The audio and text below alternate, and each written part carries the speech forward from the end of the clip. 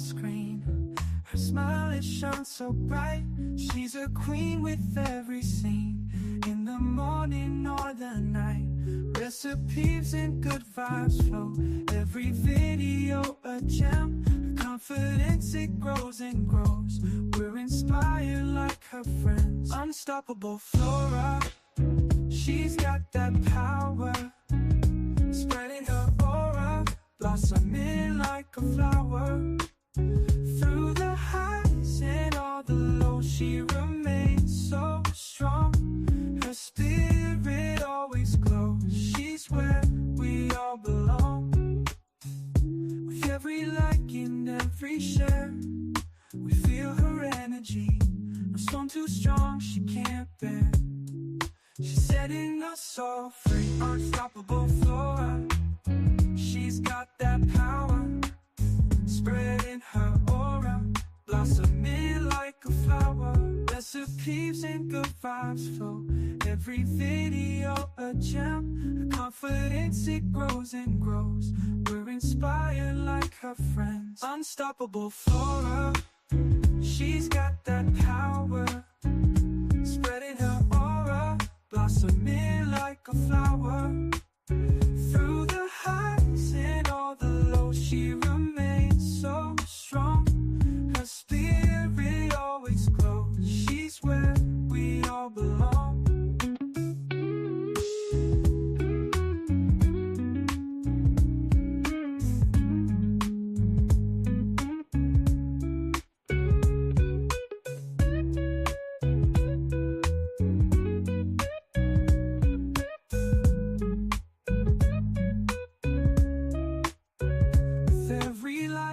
Every share, we feel her energy. No storm too strong, she can't bear.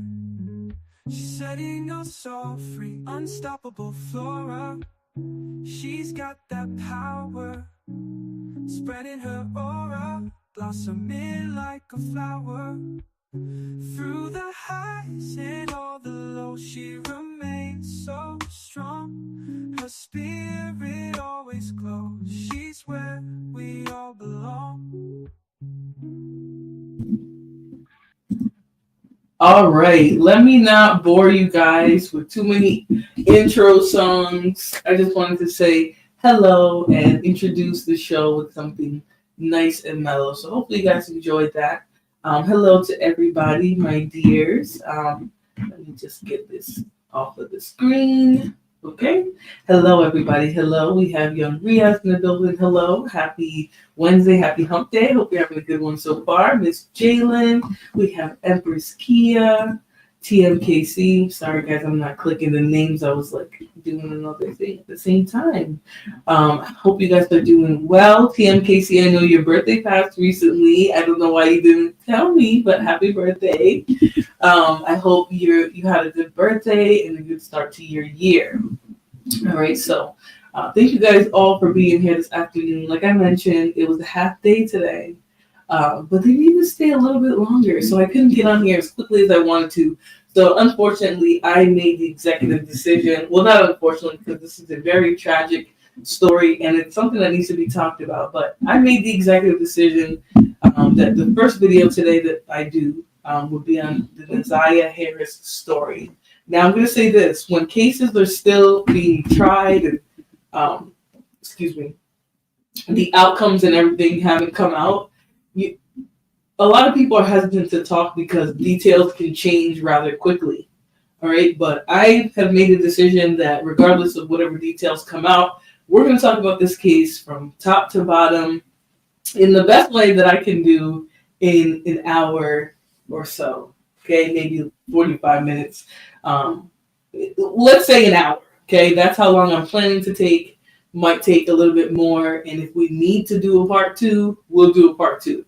Because this case has a lot of information to it, and it's just really hard to get all the details out in one sitting. Also, because I want to come back and do another show, and I have to do something in between now and the next show. So, anyways, let me get right into it. Right. So this story is about a young girl. Her name is Naziah Harris.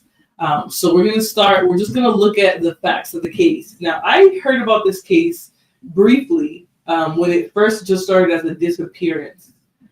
So at some point, it was just a disappearance. They expected she was going to come home, or maybe they were thinking she was going to come home. I remember, and don't quote me, guys, because I remember it very loosely. I didn't really hear too much like finite details about this case when it first happened. I was just hearing things like, oh, maybe she was a runaway and things like that. Oh, her family wasn't concerned that she wasn't around and things like that. I just really didn't know too much about the case.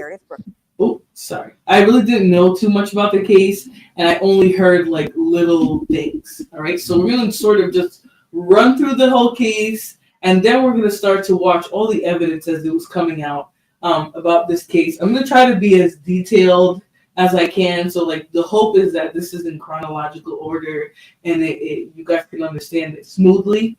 Now, it is a viral case at this point, meaning many people are talking about it, but that doesn't mean that many people know all the details of this case, right? Sometimes, things will become sensationalized and then we don't pay attention to the intricate details of these cases. We just sort of hear big YouTubers or whatever talk about it, and it just becomes another big story that we don't know all the details.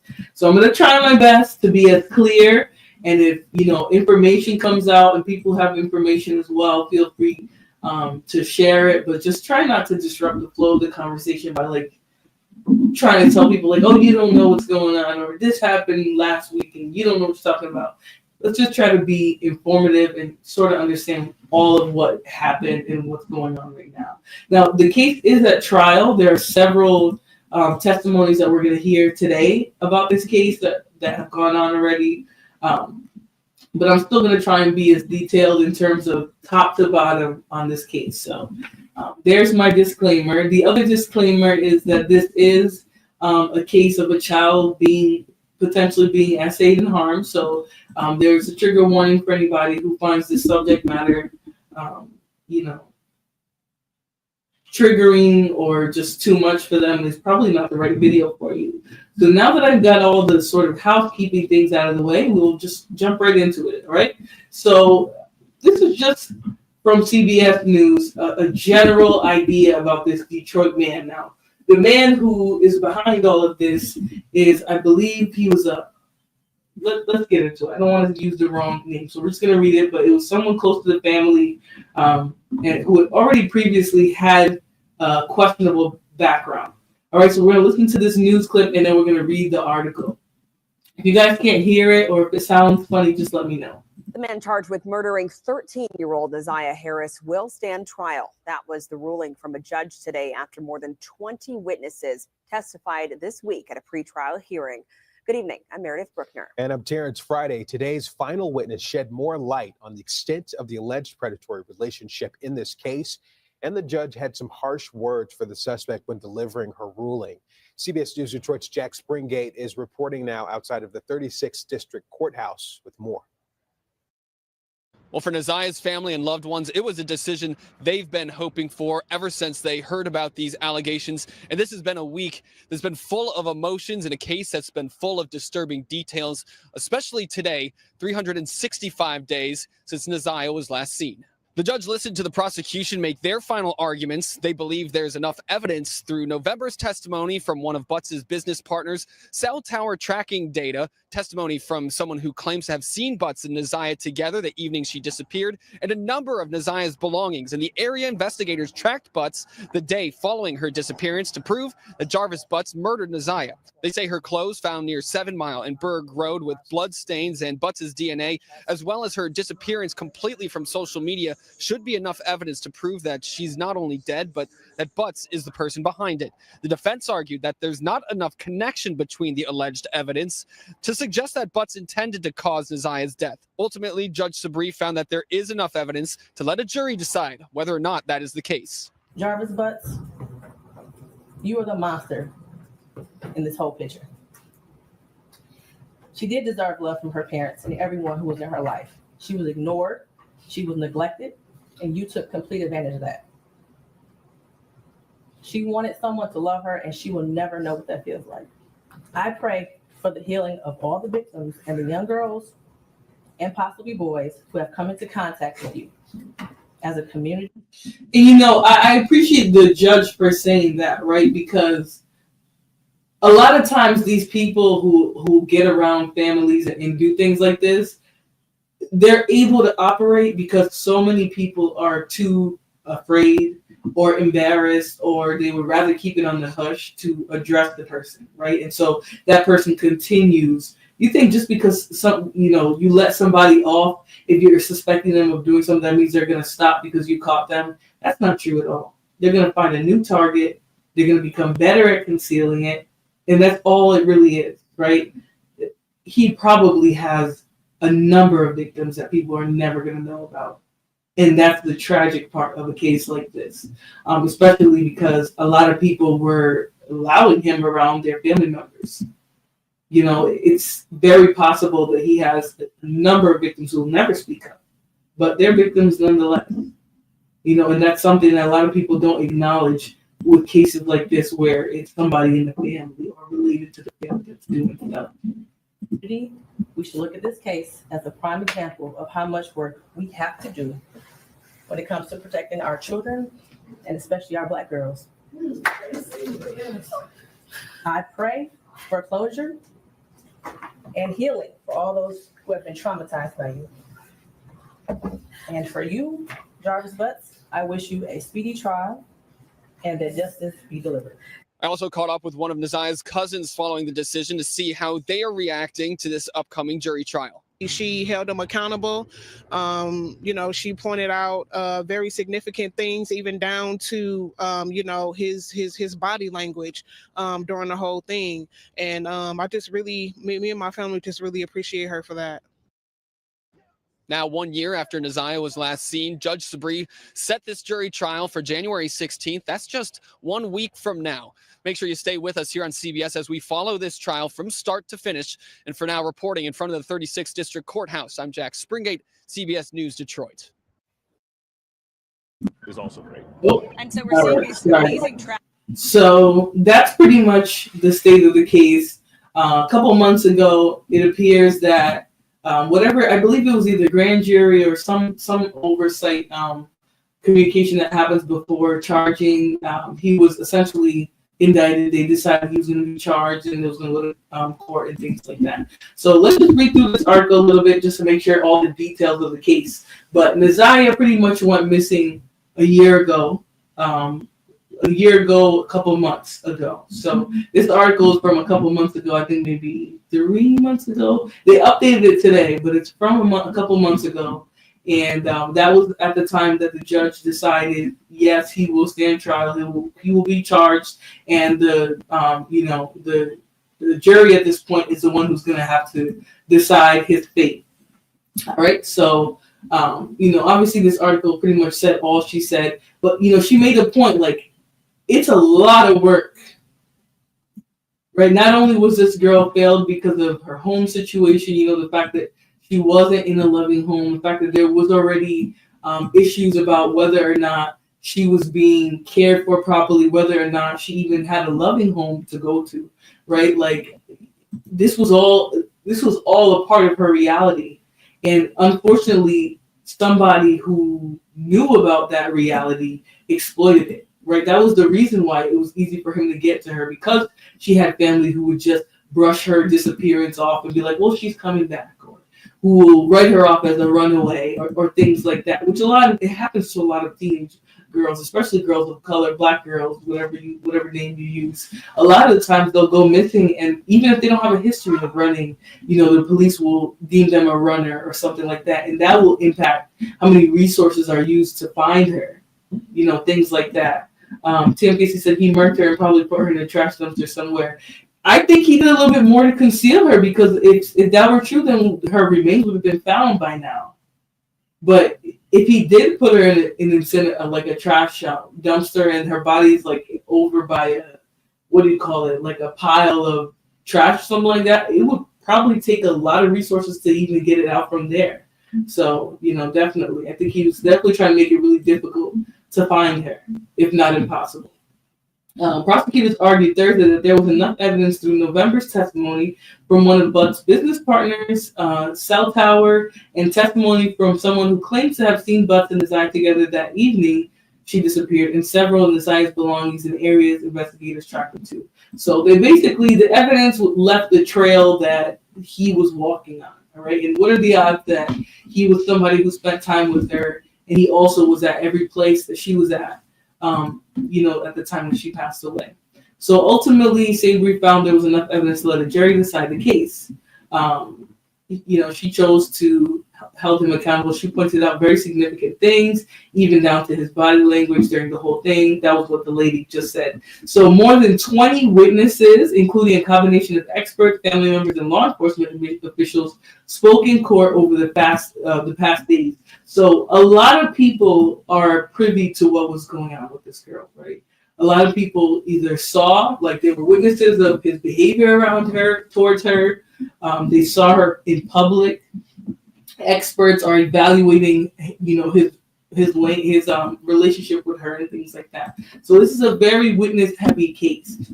So 8 witnesses, including Nasiah's grandmother and aunt, testified Monday. Now these testimonies that we're going to watch in a little bit are some of the testimonies that really made this case big.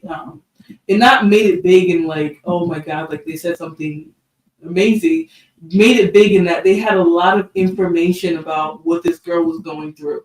And one of them, I believe it's the aunt, is considered a key witness. So we're going to get into all of that. I just wanted to sort of read the article and sort of see where we're at with this case, right? How much information is really out there? What do the police know? What do the police believe? What are some other theories that are out right now about the crime? So we're going to get right into some hearing information. First, we're going to watch this preliminary hearing that happened, I believe, it says 2 months ago. So this was late last year. So we're going to start with that. And that's also going to give us some information. Hosea Lynch, you're off topic, honey. You're off topic. But hey, I hear you. But make sure you guys are also double tapping that screen for me, okay? So let me get to that hearing. We're going to pretty much hear it. They're going to talk about all the evidence. So just make sure you guys listen. If the volume is low or you guys can't hear it well, just let me know. The video is an hour long. We'll try to get through as much of it as we can. Or need.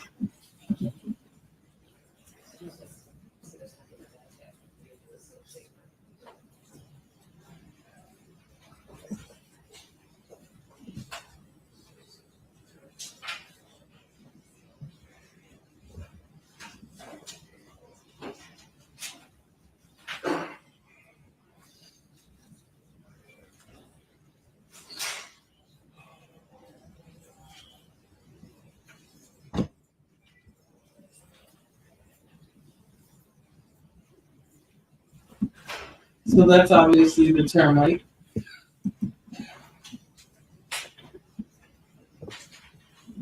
Okay, we are on the record. This is case 2459617. The people of State of Michigan versus Jarvis Butts, charged with count 1, homicide, murder versus grief premeditated. Count 2, child sexually abusive activity. Count 3, criminal sexual conduct, second degree, person under 13, defendant 17 years of age or older. With the habitual offender fourth offense notice set for exam today. Appearances. Good morning, Your Honor. Tina Ripley on behalf of the people, P83688. And good morning, Your Honor. Matthew Makepeace on behalf of the people as well, P82796. Good morning, Your Honor. Good morning to your staff, Neighborhood Defender Services by Ken Reagan, P82125 on behalf of Mr. Jarvis Butts. And good morning, Your Honor. Neighborhood Defender Service by Cheryl Quick, P83973, also on behalf of Jarvis Butts. Mr. Butts, station. Mr. Butts, you can have a seat. Good morning, Your Honor. Lauren Butler, Neighborhood Defender Service as well. Thank you. Okay, any preliminary matters before we begin the exam? That's just would request her to invoke the rule of sequestration. And the people would ask for an exception for the officer in charge who is sitting in the back, Sergeant Shannon Jones. And just question whether or not Sergeant Johnson has testified today. Not today, but she will be testifying. No objection for exam purposes. okay, if there's anyone in the courtroom who may testify or is a witness on this case pending today or at trial. If it goes to trial, you must exit the courtroom now. Also, just to put everyone on notice, this case is being streamed live on YouTube. So if there's anyone on YouTube who may testify or is a witness on this case, you must also log off and not view the proceedings today. Well, that makes sense. I mean, I guess in the preliminary stages, all of this is supposed to be like a pre-trial. So it sort of makes sense that they're asking people who are going to be involved. I don't know how much it can really color things, but it does make sense.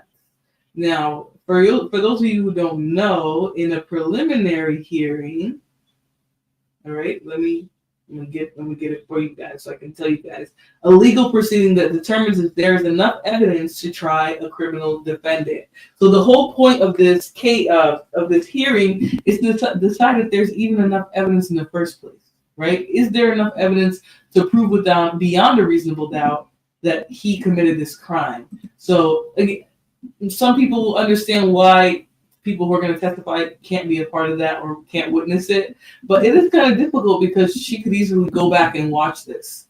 You know what I'm saying? Like if she's going to testify, I don't know. But definitely probably not be there in the moment, maybe. I don't know. Thank you, Judge. At this time, we'll call Cordell Brett.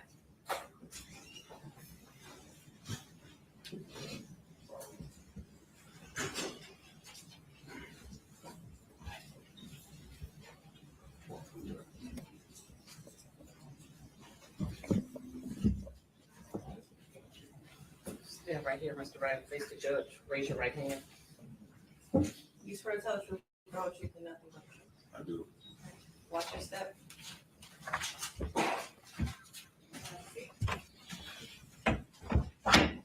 Do you have his name? Could you spell his first name for me? Cordell. Right. You may begin, sir. Thank you, Judge. Good morning, Mr. Wright. Good morning. And Mr. Wright, do you have a nickname? Yes. And what's your nickname? King. Is that K-I-N-G? Yes, ma'am. Thank you. How old are you? 37. When's your birthday? 11/17.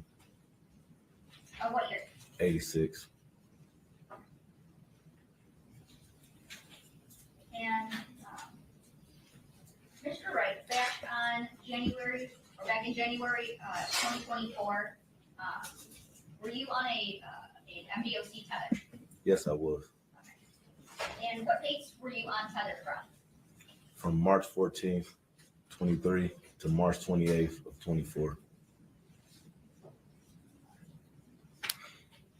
And what were your tether restrictions back then?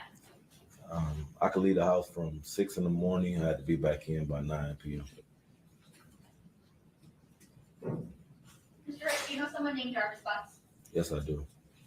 How do you know Jarvis Butts? I first met him. We worked together at a shop called Frank's, and then we owned the shop together. And do you see Jarvis Butts in the courtroom today? No. Would you be able to stand up so you can look around? Yes.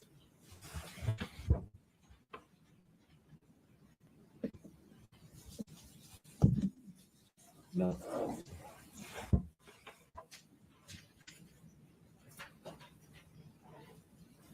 When did you meet Mr. Butts? 2018. And you said you two worked together initially at a place called Frank's? Frank's. All right. Where was Frank's at? He has a couple locations. He has 7, but the one I met him at was on Warren and Neff. Warren and Neff. Okay. And what locations of Frank's did you work at with Mr. Butts? Warren and Neff.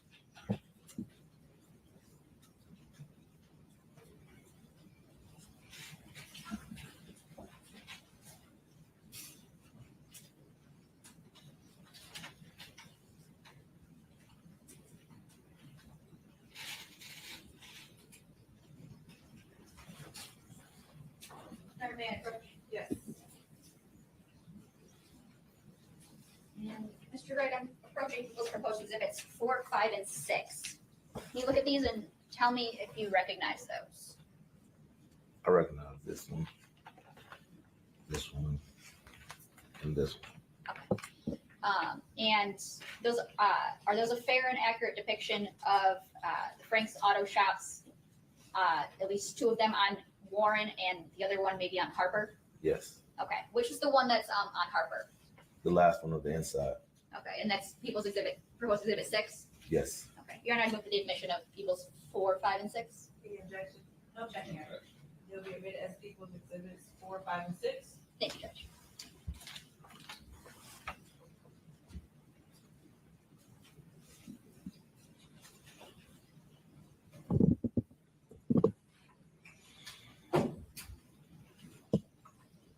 How long did you work at Frank's with Mr. Buck? A few years. About how many years would you estimate? 2. And when did that change from Frank's to another shop? Maybe in 23 sometime. Would it be earlier in the year or later in the year? Maybe maybe in May. Well, maybe April, May. And then where did you guys work then? We got a shop together on 9,000 Connor.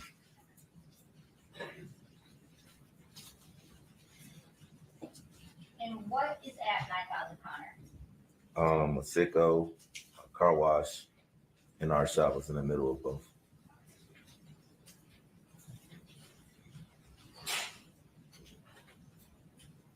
Your address? Yes.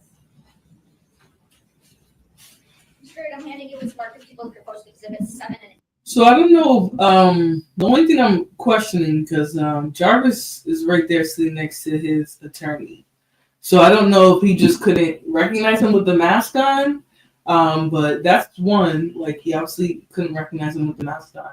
And then this second part, they are addressing him, not addressing him, but they're trying to, basically show the court, show the judge and everyone how they're related to each other. So they worked together a few years and they opened a shop together. Now that's a pretty intimate relationship to have with somebody that you work with or work with, right? Most of us aren't going to open a business with our coworkers. So he knew Jarvis pretty well. My assumption is that he didn't see him in the courtroom because of the big old mask that is covering his eyeball down to his chin. That's my guess. 8. Can you look at those and tell me if you recognize them?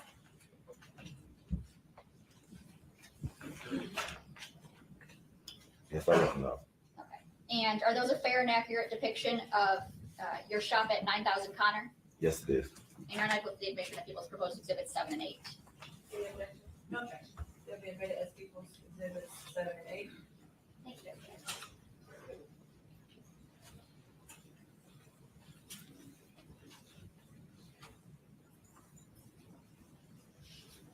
Who was it that you mainly worked with at 9,000 Connor?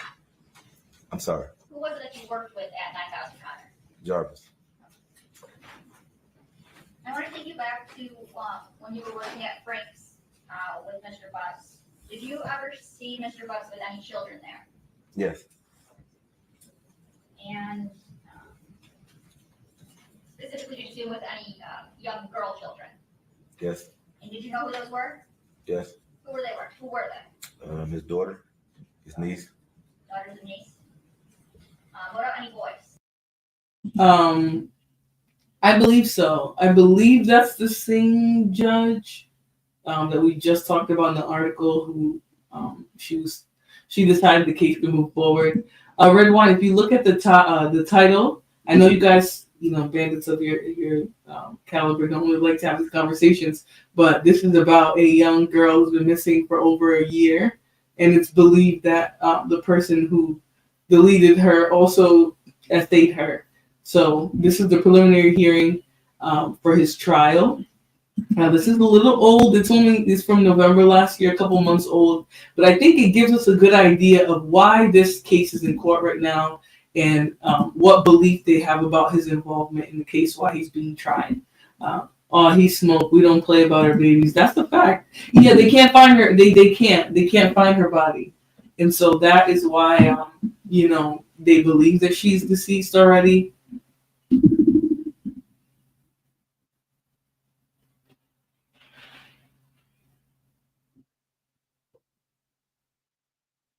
My bad, y'all.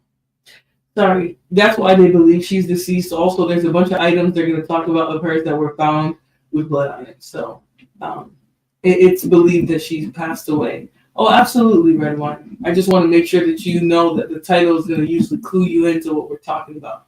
So, news of her spread fast. Yeah, Shantae, I actually heard about the case, like her going missing. But the fact that it went on for a year, that's one, like at some point, I believe I didn't hear that many more updates on it. And then next thing you know, they were talking about a family person being involved and things like that. So anyways, let's continue. I do want to try and get through some of this stuff, even if we have to do a part 2, because again, I only have like another 35 minutes, but I do want to make sure we lay this case out 100%, even if we need to do 1, 2, 3, 4, 5 parts. So let's continue. Yes. And who were they? His sons. How often would you see him with the children there at Frank's? Sporadically.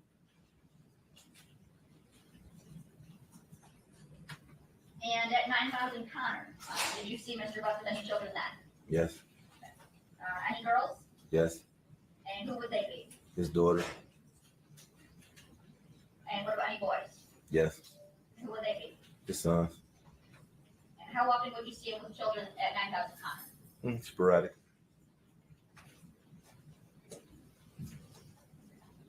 And as it relates to this case, it's fair to say that you spoke with Detroit police a few times? Yes, about 4. About 4 times? Okay. That first time that you talked to Detroit police, do you recall about when that was? The first time was the day before Valentine's Day, so like February 13th. February 13th, and is that of 2024? Yes. All right, and at that time, were you presented with a jail call? Yes. Okay. And who was that jail call with? Jarvis. Okay. And who was he talking to? Me. All right. And what was the topic of that jail call? He called to ask would I receive a cell phone out of a truck for him. And were you familiar with what truck he was asking you to get it from? Yes. What truck was that? It was a Z71 Chevy Suburban. And did you know who that truck belonged to? Yeah, his baby mom or somebody he was dealing with.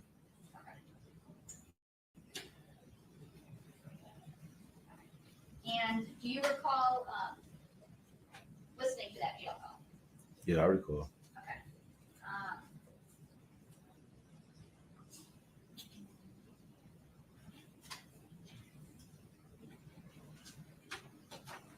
If I,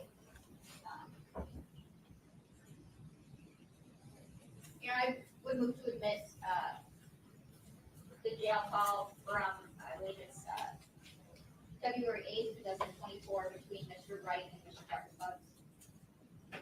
Any objection? No objection. What's the exhibit number on that? Sorry, that's exhibit number 1. It'll be admitted as equal to exhibit 1. Thank you, Judge.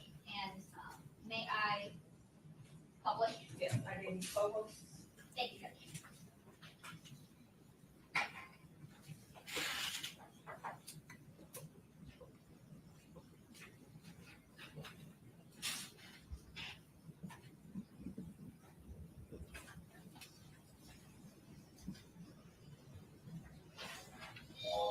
And for the record, I am playing people's exhibit 1. I'm guessing that's why he was shaking his head, whatever the contents of that conversation is. Let's continue though, because they're definitely pulling up. They always have all the evidence right in court, which I love. This is a one-time free 3-minute call from an inmate at Woody County Jail. Your phone does not accept collect calls. This call has been provided by Helmet as a courtesy for friends and family. You cannot receive additional calls from this instance until you call prepaid. We can take your credit or debit card information over the phone and connect you immediately back to your phone. This call is subject to recording and monitoring. Press 1 to accept all communications from this. Thank you for using Cellmate. My guy, what's up, man? Not shit, man. What's happening? Not shit, man. How you feeling? My bad, I missed your call. I was working like a motherfucker. I figured they said you was up there banging, said something, banging. Yeah, you know it. What's up, my nigga? What's up, boy? You know it. Hey, shit. Man, I'm calling, man. These bitches, they put my money up on my fucking books, bro. Oh, yeah, take a minute for them to put that shit on there. Even if you walk in with it, man, they be playing it crazy. Yeah, I swear to God. They should have been saying and shit. You show you straight, you need something. I mean, I'm gonna give you a couple dollars for that, Yeah, I had some money on my books, nigga. I came in with money. Oh, yeah. Yeah, so they put this shit on my hookup. I was looking for the tablet. I didn't come out $0. That's some bullshit. That shit crazy. Yeah. How is it, though? Man, that's some bullshit. I'm really gonna be quarantined on this whole shit, bro. Oh, yeah, they got you on that quarantine club for how long? 3 days? I don't know how long, nigga. Shit, I'm about to be the only one in this bitch on my part. You say what happened? I said, shit, I'm about to be the remember me and being young enough and this motherfucker being one of these boys on this bitch. Okay. Yeah, so. What you need?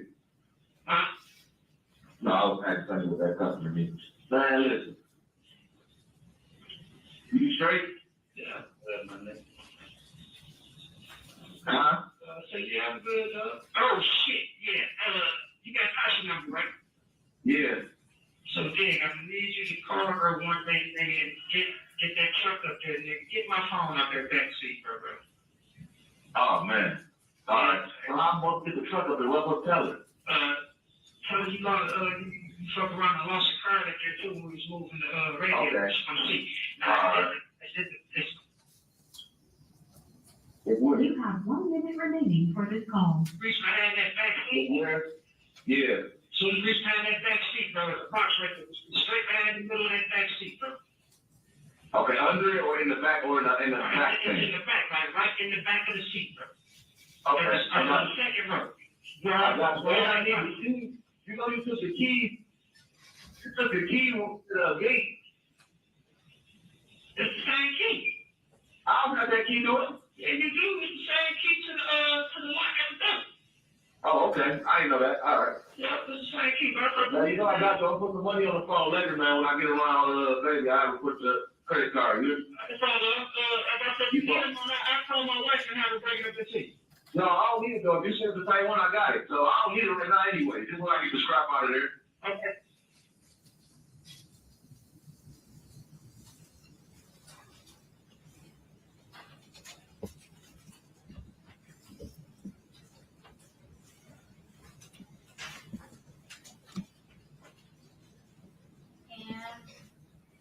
Mr. Wright, were you successful in getting that cell phone from the vehicle like Mr. Butt asked you to?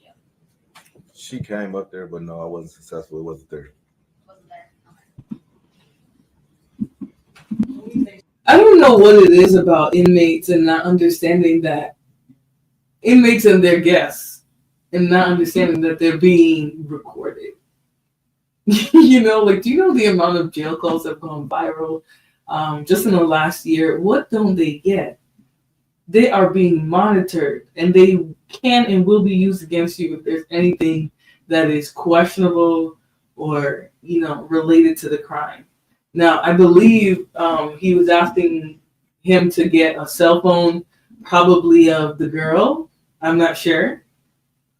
Okay, I'm not sure. And again, I'm letting the content speak for itself. Like, what we're talking about today is the case and everything. So I'm letting the details come from the videos instead of, you know, giving what I've heard or even what I've read, because not every article has been clear about explaining exactly what's going on in this family. Yeah, I would say the same, Shantae. I would say the same. I definitely think, you know, women who aren't young girls, you know, that are married or even dating these men can end up missing when they get pregnant by them. You know, so imagine an even younger girl, like somebody who's not supposed to be pregnant, who's not supposed to even have a sexual relationship with them. It gets very, very dangerous. So girls start smelling themselves, get attention from an older man, and then they're not receiving it at home, and the family and community just chalk it up as a girl being fast. Yeah, exactly, definitely. And I don't even like the idea of a girl being fast, right? A girl is only going to step into the roles that are, you know, in front of her that she recognizes, that she sees around her. So if the people around her are not, you know, acceptable of an environment like that where she's being sexualized and things, then it's not something she's going to pick up. But the problem is the community is also very sexualized. Music, relationships, all of that. So then they expect the girls not to understand or see any of that. And if they even remotely take on any of that, now they're fast, you know, versus we're just outputting something ridiculous.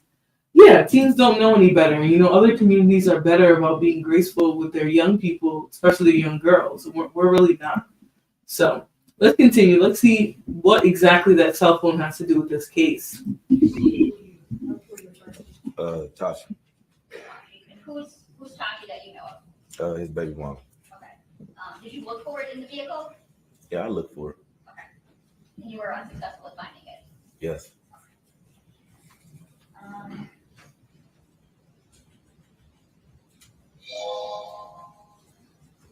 And Mr. I want to talk to you now about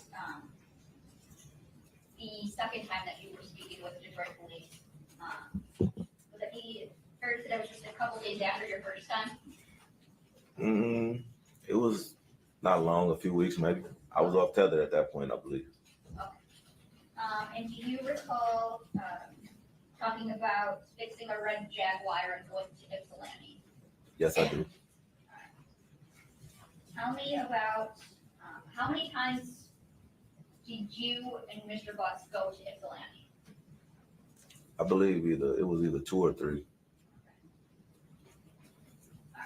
And tell me about how did that come about? Whose red Jaguar is this? My son's grandma. Your son's grandma. So she called, said she was having some problems with it and asked if we would come look at it, which is not unusual. We do house calls depending on the person and where it's located, but this is my son's grandma, so of course we're gonna make the exception.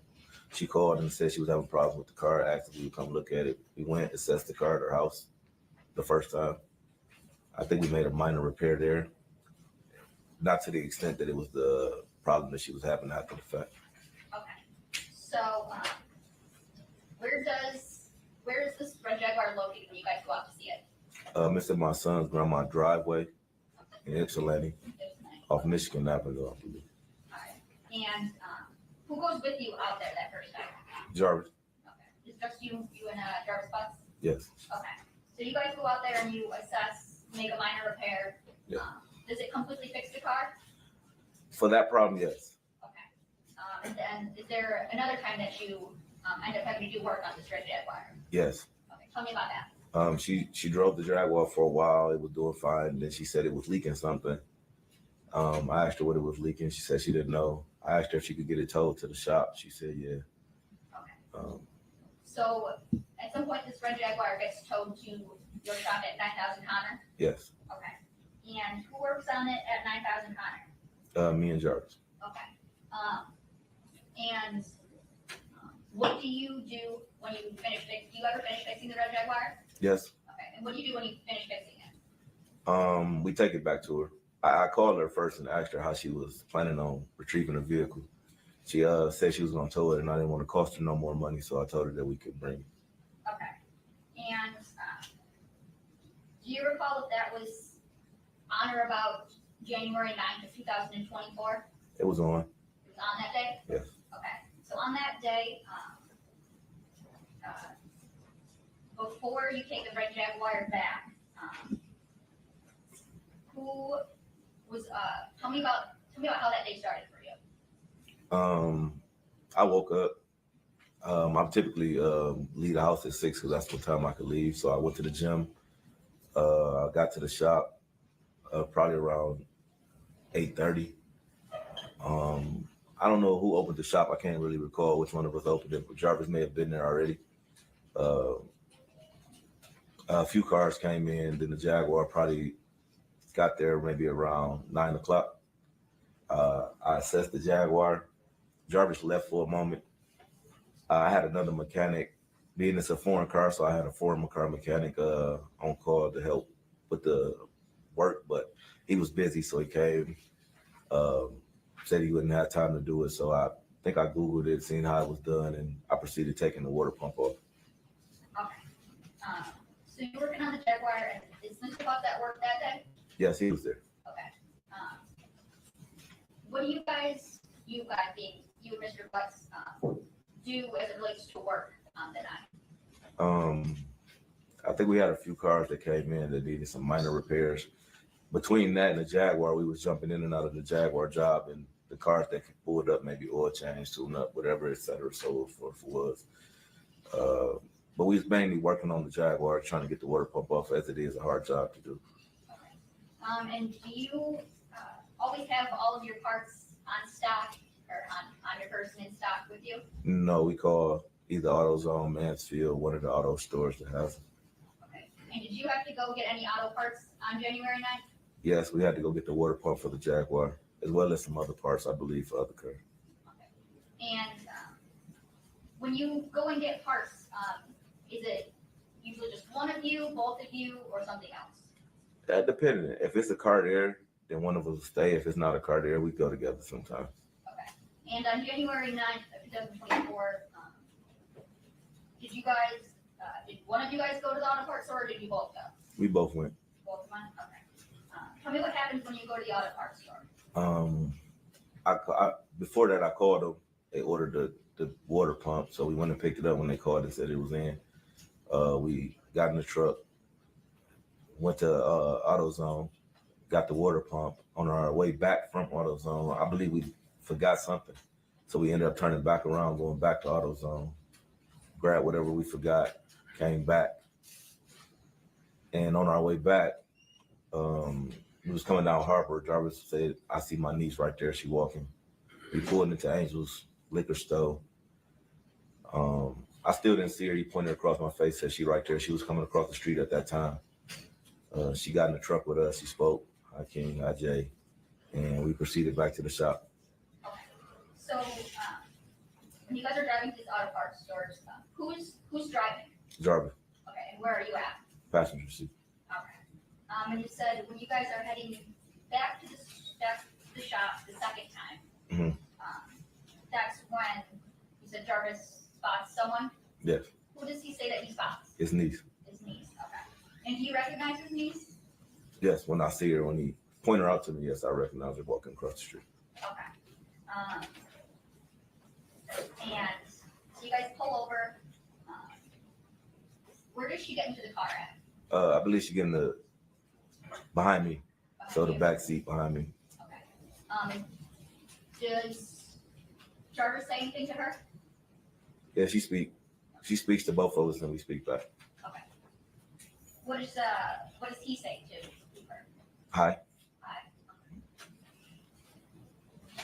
And where do you guys go after you pick up his niece? Back to the shop. Okay, and that's at 9,000 Connors? Yes. Okay.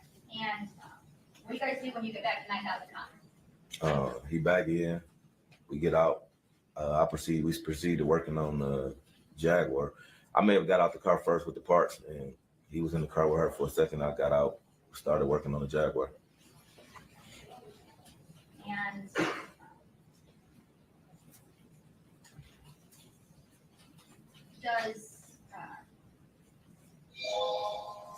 what happens next? What do you guys do? I believe she get out, get into the front seat, reposition herself to the front seat of his truck. It was colder that day. I believe she started the truck. We started working on the Jaguar, putting the parts back on. It took a little minute. Like I said, it was a difficult job, so it took a while. At some point, I believe his truck ran out of gas, so we had to stop what we were doing to push his truck to the gas pump so he can get some gas. So you said that she gets out of the car that you guys were in? Yes. Okay, and then she gets into Jarvis's truck. No. We was always in Jarvis' truck. Okay. So she gets out the back seat and repositions herself to the front seat so she can start the cover.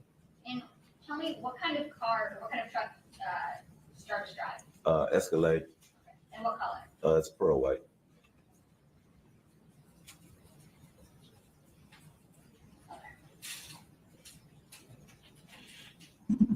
What is it with creeps and these white vans? I'm just gonna say it that way. What is it with these creepy people and what, like, it must be like a uniform.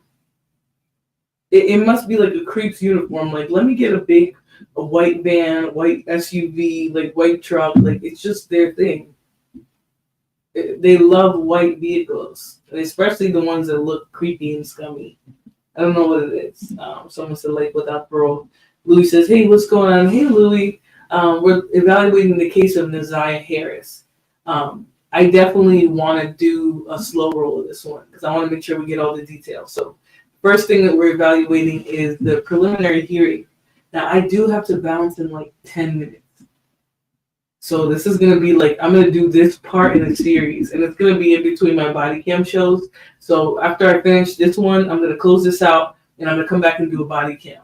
So I'm going to start to try and separate the content when I can. Like in the body cam episodes, there's going to be some true crime and things like that. But most of the time when I do a show, it's going to be just body cam or just a true crime story, like whatever's going on, or just a couple of true crime stories that have body cam in them. Like I'm going to try and structure it that way. So that's what I'm doing today. I do only have a little bit left, so let me keep on going with what we got going on in the chat. Evil Monkey says he did it. He guilty. To look at him. I believe he did too. I also think, like, the comfortability that people have with just letting all types of people, especially men, like, be around and take girls places is just weird. I would not be comfortable with, my niece or whoever hanging out with some dude who's not even blood related, who has a vehicle, who's like picking her up at random times. I wouldn't be able to. But, obviously she was in a neglectful household, unfortunately. When are you coming back to do the body cam live? I'll be back, I'll say like in 2 hours. So I'm going to end this close to 4, and then I'll be back. Let's see. I'll probably be back for like 6:30. That's probably when I'll come back to do that one. But I did want to make sure I separate this because I do think cases like this deserve their reverence. Like, they don't need to be combined with other content. So, yeah. All right, let's get into it.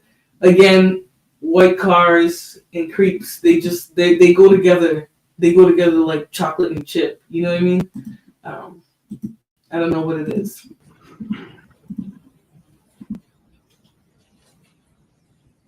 What, if you can see, what is his niece doing while you guys are working on the shop, at the shop? I believe she's on her cell phone, I believe.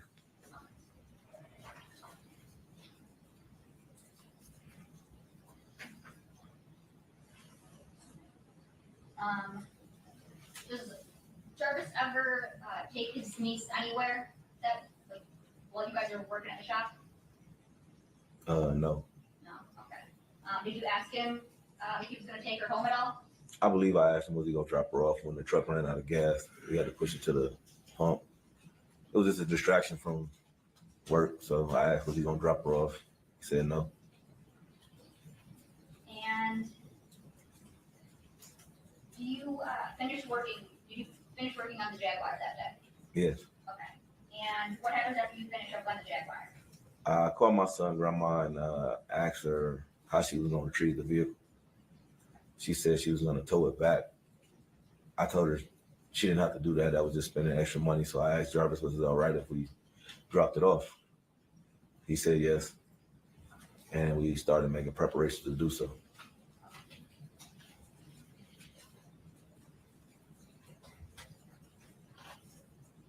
Do you recall about what time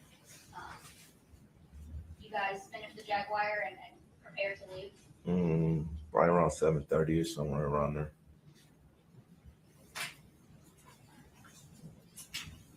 When do you guys eventually leave the shop? Yes. Okay. And tell me about who all leaves the shop? Me, Jarvis, and his niece. And tell me about the driving arrangements. So I drove my 300 and Jarvis drove the Jaguar. And where was his niece at? She was with him in the front seat of the Jaguar.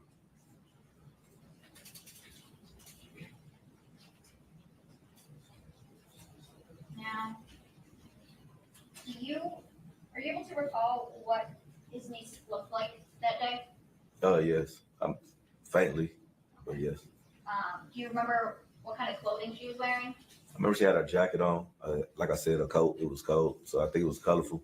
Colorful? Yeah.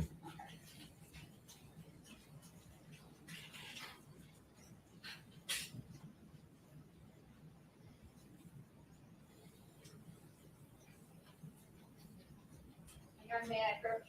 Yes. Mr. Wright, I'm approaching the People's Proposed Exhibit 2. And I'm going to direct you to the top left corner. Can you tell me, is there anything that you recognize in that? The jacket in Channel 1. Okay. And is that a fair and accurate depiction of the jacket that you've seen his niece, Jarvis's niece, wearing that day? Yes. And I move for the admission of People's Proposed Exhibit 2. Any objection?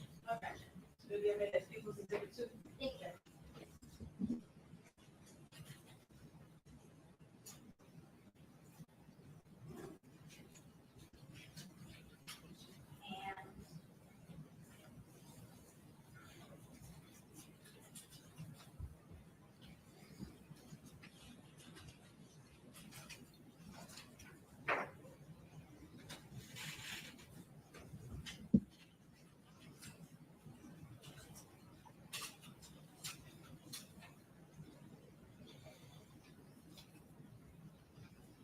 I'm going to show you your man approach.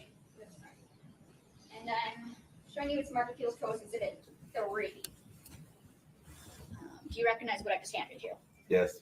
Thanks. And is that a fair and accurate depiction of Jarvis's niece as you remember seeing her back on January 9th, 2024? Yes. Okay. And is that the same niece that went with you to Ypsilanti? Yes, it is. Okay. And I move for the admission of People's Proposed Exhibit 3. No objection. Okay, it'll be admitted as People's Exhibit 3. Thank you.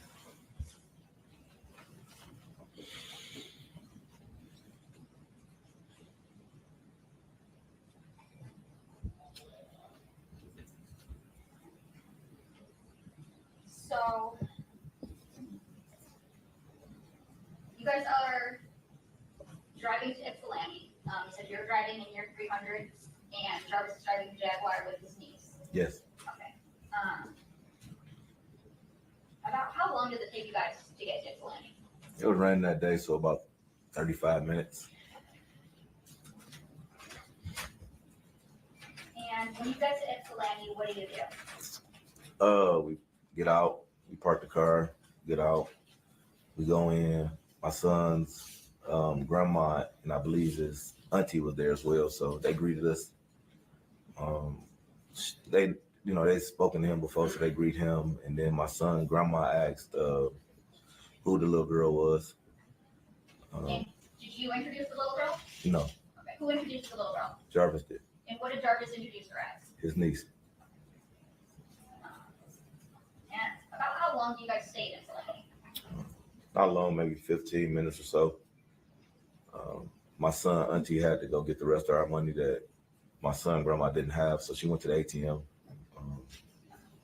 What do you guys do once you went to the ATM? Talking. She was just telling us about other work she needed to do around her house, et cetera, so on and so forth. And was Mr. Butts with you the whole time? Yes.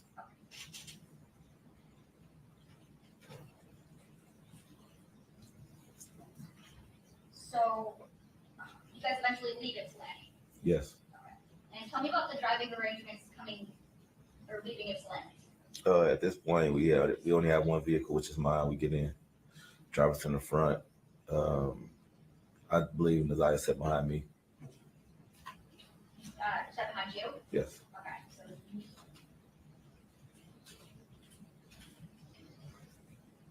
and is there any kind of talking or conversation when you guys are driving? No, I got sounds in my car, so no.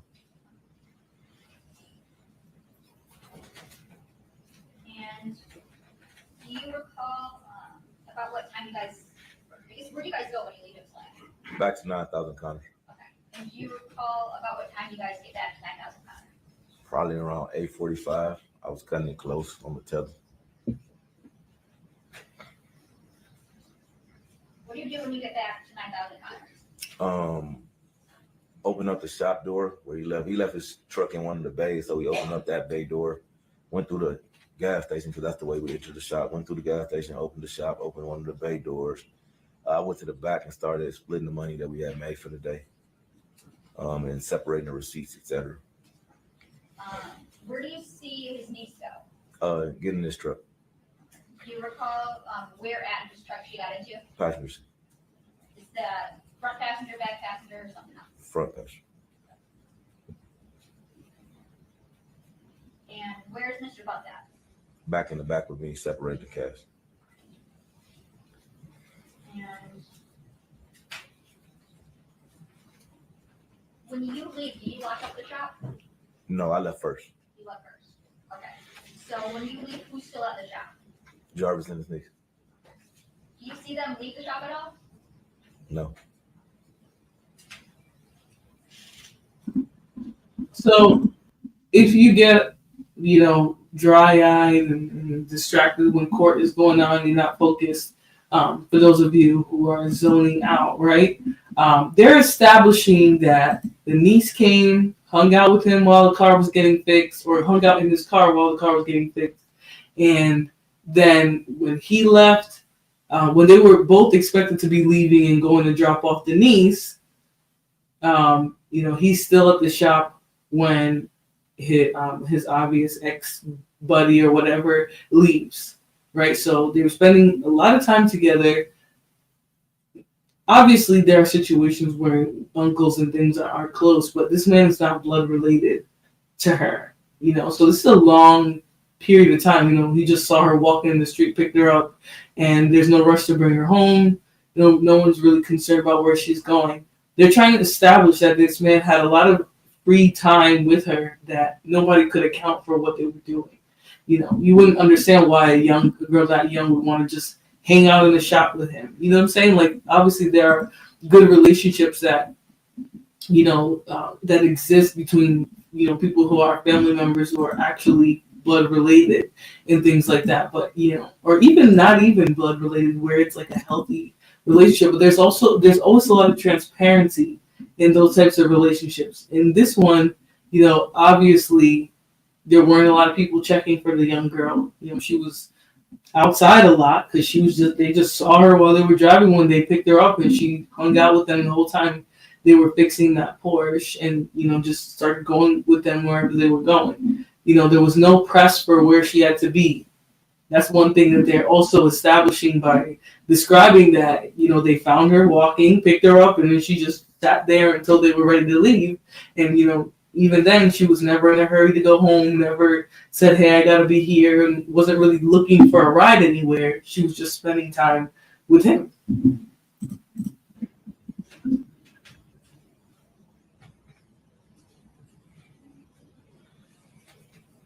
And have you seen Jarvis's niece, the one that was with you on the 9th? Have you seen her since January 9th, 2024? No.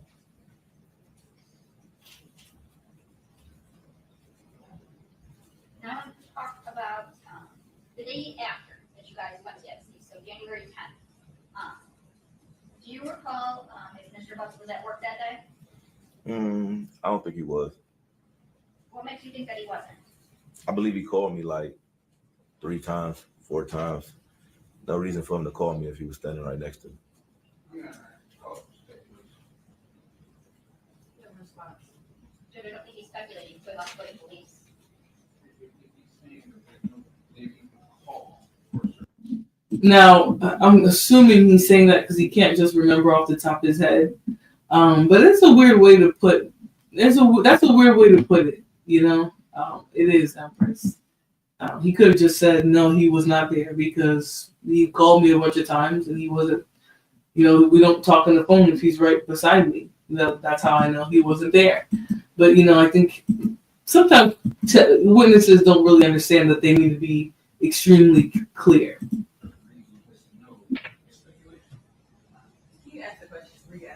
Yes. So you said that you don't believe he was at work because he would call you, or he called you so often? He called me. We had a 30-minute conversation on one account, and then we had another conversation about 15 minutes. So that makes you believe in your mind that he was actually on the ceiling? What's the question first? It's asking, based on those conversations, in his mind to him, that means that Mr. Bucks was not at the shop with him. I don't think that's leading. It's stating a conclusion. Maybe you already stated that he wasn't at the shop. Thank you so much, guys. I appreciate all the support. Thank you so much for the super chat, Miss Lana Love. You are greatly appreciated. Hearts. I just want to make sure I said thank you as I get them, so I don't forget. Thank you. Hey Mel, how are you doing today? I hope you guys are doing good as you come in. If you can hit the like button.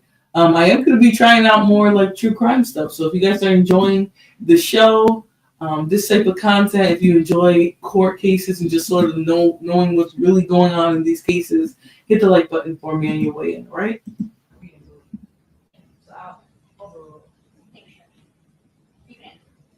one more time. I'm sorry. Sorry.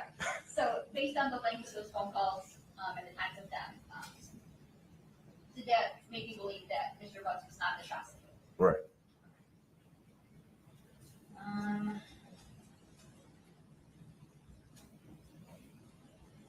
Did Jarvis Butts ever mention to you about his niece being missing? No.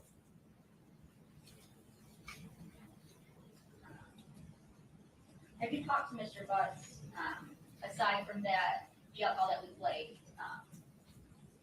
since turning himself in? No.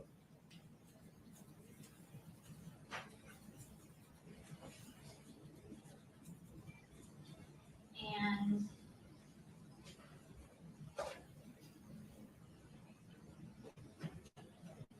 do you know someone, you know any of Jarvis's siblings?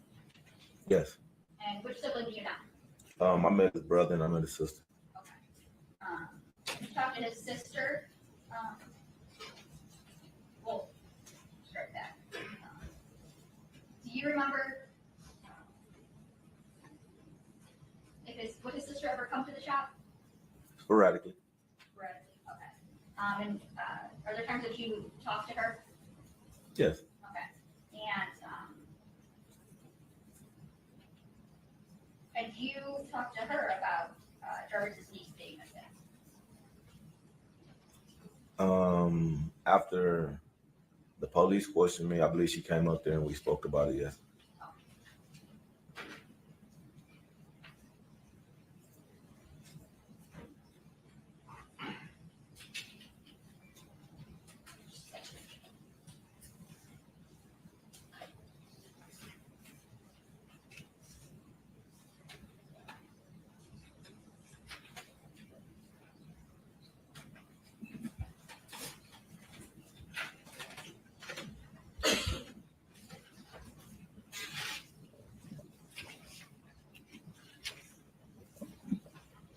And Mr. Wright, I'd asked you earlier about if you'd seen Mr. Butts in the courtroom, so that you couldn't see him.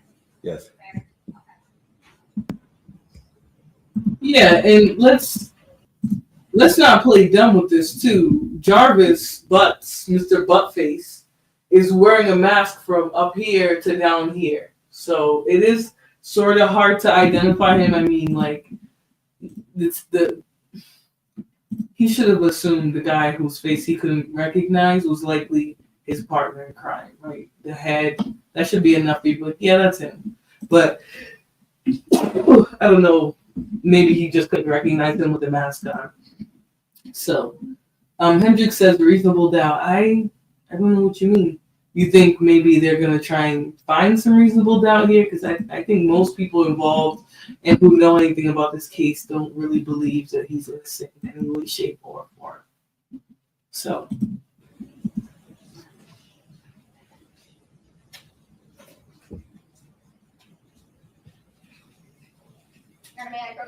Yes. And I'm showing you People's Proposed Exhibit 9. Can you tell me if you recognize that photo? Yes. And who is it in that photo? Jarvis. Okay. That's Jarvis Butts? Yes. Okay. Now I move for the admission of People's Proposed Exhibit 9. Exhibit as People's Exhibit 9.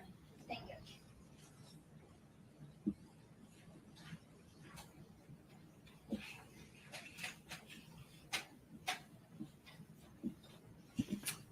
I guess the photo is good enough, right? Because the photo is him at some point. He could just not be recognizing him because of the hairstyle or whatever. So. And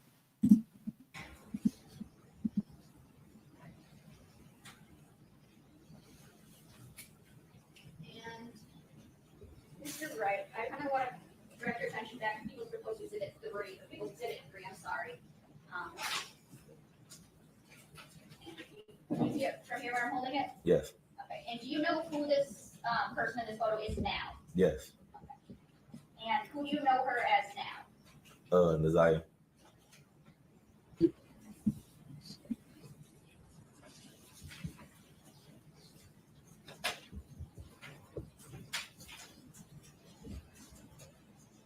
And the next time that you see Jarvis Butts after January 9th, 2024, do you see any injuries on him?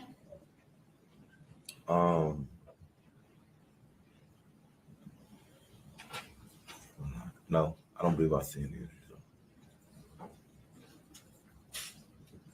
Ready for the judge. Okay, Ross.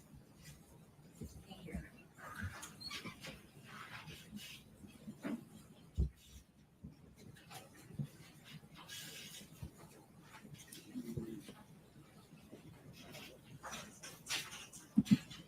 Actually, that's not the color of the law, right? And I'm only chatting more because I obviously don't have to leave. So I'm trying to get through as much of this as I can, because I do want to come back for a body cam show tonight, maybe 7 now, since I'm going to stay on probably close to 5. But the state's job is not for an eye for an eye, right? The state's job is to prove a case beyond reasonable doubt. Right, that is beyond a reasonable doubt that he would have likely been the one to attack her. Now, for me, when I was 12, or I believe, was she 12 or 13? I forget. She was around that age, 12 or 13. I forget exactly. And I don't like to speak out of turn. That's the only reason why I'm not saying exactly.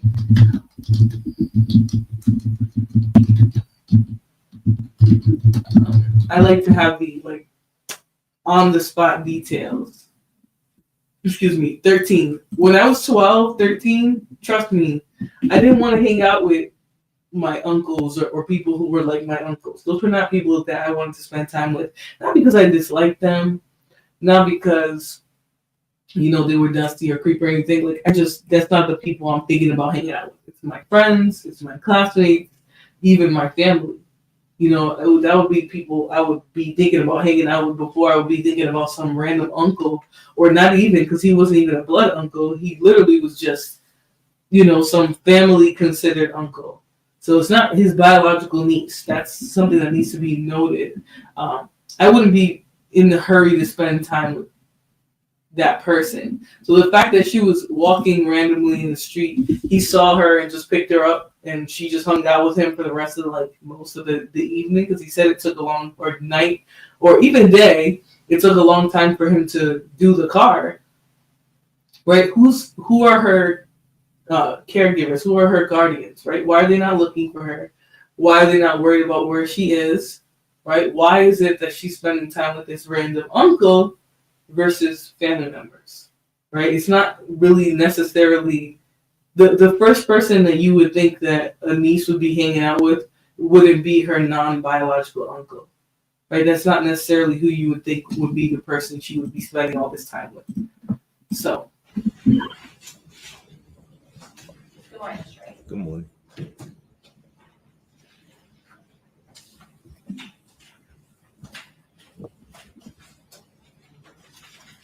You said that, I believe, in your testimony that you have known Mr. Butts since about 2018, is that right? That's correct. Okay. And you said you met at Frank's, the shop that you looked at. That's correct. And you said you guys worked together at Frank's for about 2 years. That's correct. And so that means in about 2020, you opened up the shop on Connor. Is that- No, in 2021, I went to prison. Okay. So that's why we didn't work together for that period of time. And so you came back I came back and we went back to the same thing. at Frank's, Yes, and what year was that? that was 2023. Okay. And so then, how long after you came back were you the two of you at Frank's together? Maybe a few months to maybe like the middle of the year. So maybe around either June. It was before summer, so maybe around April. It was still a little cold outside. Yeah, and I definitely get that, Mel. And when it comes to blood, this is why I'm trying to like make that disclaimer, right? When it comes to blood, your blood is gonna be around you a lot, especially your mom's siblings. Yeah, like even for like when I was a kid, when my parents lived in DC, my cousins who were like decades older than me and still are obviously, spent a lot of time around all of us, taking care of us. When the family was having parties and stuff like that, those relationships were normal. But even at that time, even when I got to teenager, those aren't people I'm just gonna decide, hey, let me just spend time with them, right? It was like a lot of time the context that we hung out with them was amongst family when things were going on. Outside of that, like there really was no reason to, you know what I mean? And again, blood uncles, you know, and he just wasn't a blood. He wasn't blood to her. He was a more of a friend of the family, if anything, you know. So I just don't really understand why she would just be spending all this random time with him and nobody's seeking out where she is. Nobody's concerned for her to be back home. You know, everybody, when I was young, people knew where I was, what I was doing. A lot of times I was church, school, or work when I got old enough. There wasn't a lot of places that you can guess that I was. Obviously, we had our rebellious times where we would go and do stuff we weren't supposed to be doing, but that was few and far between. 9 times out of 10, it was at a designated place, which is either school, work, or church. And even when I started working, it was less of church, more of school and work. But even then, I was being picked up. They knew what time I got out. If I wasn't home within 30 minutes or an hour of my shift ending, it was, where are you? Are you okay? Who you with? Send your location, that type of thing, you know? So for her to be spending like time, like to think about, they had to fix a Jaguar water pump. That takes a while. That's not something that's done in 30 minutes, an hour. That takes a while. So all that time she's just sitting there in no rush to go home. When they picked her up, she wasn't looking for a ride or nothing. She really just got in and just started hanging out with them. You know, there's an inconspicuous amount of time. Nobody's monitoring how much time they're really spending together at that point. Yeah, it was the whole family, really, not just me and them, or with their daughters in tow. Yeah, exactly. And especially that was where it was more happening more often, right? You were hanging out with them in the context of you guys as kids. You guys both had kids the same age, so you guys were all put in a room, hanging out together, or playing in somebody's backyard or something like that. So, I'm going to answer this for you both, because I do believe Jarvis Butts is a psycho. Like, he's probably crazy. And the fact that we can't find her body says that it's probably the first time he's even done something like this. You know, so. Okay. So in early spring of 2023 is when you said that you think that you opened up the shop at 9 times? Yes, it could have been earlier than that, but yes, around about. And so you became business partners? Yes, Did you get the business partners? yes, Okay. You also consider Mr. Butts a friend at that point? yes. As far as the business arrangement, you said it was a 50-50 split. Did you split it every day at the end of the day? Or? Every day at the end of the day.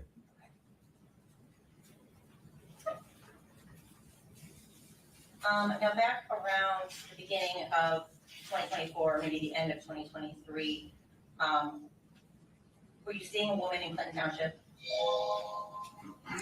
A woman in Clinton Township? Yes. A friend of a woman named Shannon Harris? In 24?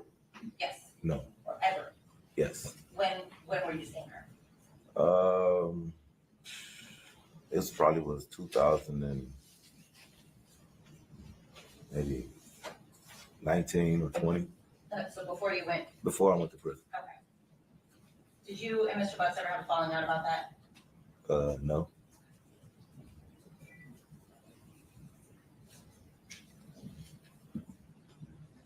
Now you and Mr. Butts, did you talk about your personal lives?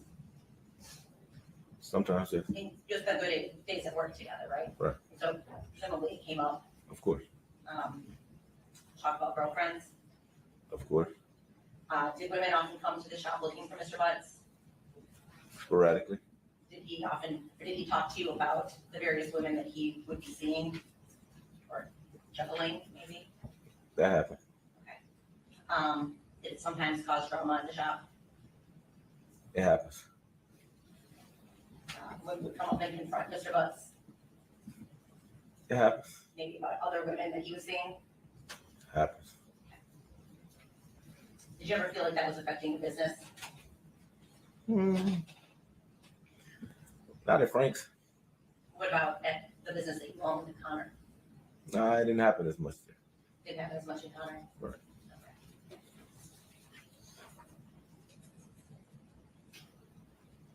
Now, sometime, I guess, while the two of you all were working together, you had a friend that was, I guess, talking to or trying to date one of Mr. Butts' daughters. Is that correct? That happened. The daughter was at 21, 22. She was somewhere around there. I'm not 100% certain, but yeah, around that age, 20, 21, 22. And that caused an issue for Mr. Butts. It did. He got pretty upset with this friend. It did. I was in prison at the time, so, but yes, I was involved directly. Did you ever hear about an altercation that happened between the two of them? Some kind of altercation did occur, yes. Was it your impression that Mr. Butts was pretty protective of her Yeah, based on that? based on that. Do you know how many children Mr. Butts has? Okay, now beating up one of your kids' boyfriends, that's kind of questionable. I don't know if that was somebody who came to the shop who was trying to do it like they were just an old person or a grown man that was in there, and that's why he was upset. I could definitely see why he would be upset about that. Now, I do think they're trying to paint it here like, he had this weird, fixation with who his, the girls around him were with, and maybe making an indication about things he's done or just his relationship with the girls that he dealt with in his family or children or things like that. Maybe that's what they're trying to do here. I do think that's a fairly normal reaction. At first I was going to be like, oh, why would he do that? Like, so guilty. But I do think, like, a lot of men will probably be uncomfortable with somebody coming into their place of business and, trying to get with a family member, even if the family member is of age. I think that it will be upsetting for a lot of men in that circumstance. So I do think the state at this point was trying to say, like, that there was something weird going on there. But I think it's fairly normal. So we're going to continue to listen. Now, it doesn't mean he's not guilty. I just think that's sort of their reasoning for bringing that up. 13? And you said that some of them would come to the shop. Yes, that happened. How many children Mr. Butts has? 13? And you said that some of them would come to the shop. Yes, that happened. You're familiar with them? Yeah. And I can ask you to name all of them, but at the shop in Connor, you said his sons would come, His son will come sometimes and stay today with us. and his daughter. She'll come sometimes and stay today with us. And what's her name? Do you recall? No, I don't want to misname it. I think it's someone with a J or something. Now, his children coming and staying in the shop, perfectly normal again. Like that, though, but I'm not 100% certain. Was she like a teenager? He has a teenager. She come up there sometime, but not really. The littlest one, maybe 9, 7, 8, 9, somewhere around there. And then his niece would also come? Yes. Would she come typically with his own children? When I first met her, yes, that's how I met her with his daughter. She would always come with his daughter. They would come up there sometime to get air in the tires. The daughter that he beat somebody up about was 20, but he has 13 kids. So he has a lot of daughters of different ages. I think he said the youngest one was 7, 8, or 9. So he has a bunch of kids. And unfortunately, it's always these deviants that want to reproduce the most. Maybe money, just typical kid stuff. Did he ever, or did the two of you ever have them like doing chores around the shop? Sometimes. Did Mr. Buzz talk to you about his children? Yes. Did you talk about spending time with them? Yes, I believe he lived with the majority of them. And you said that, you mentioned Tasha. She's one of the mothers of some of his children, Yes. correct? Is that who he was living with at the time? No, I don't believe so.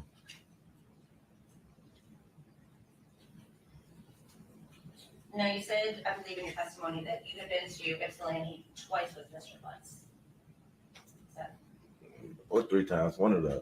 Yes. Possibly could have been 3. It could have possibly been 3. I'm not 100% certain.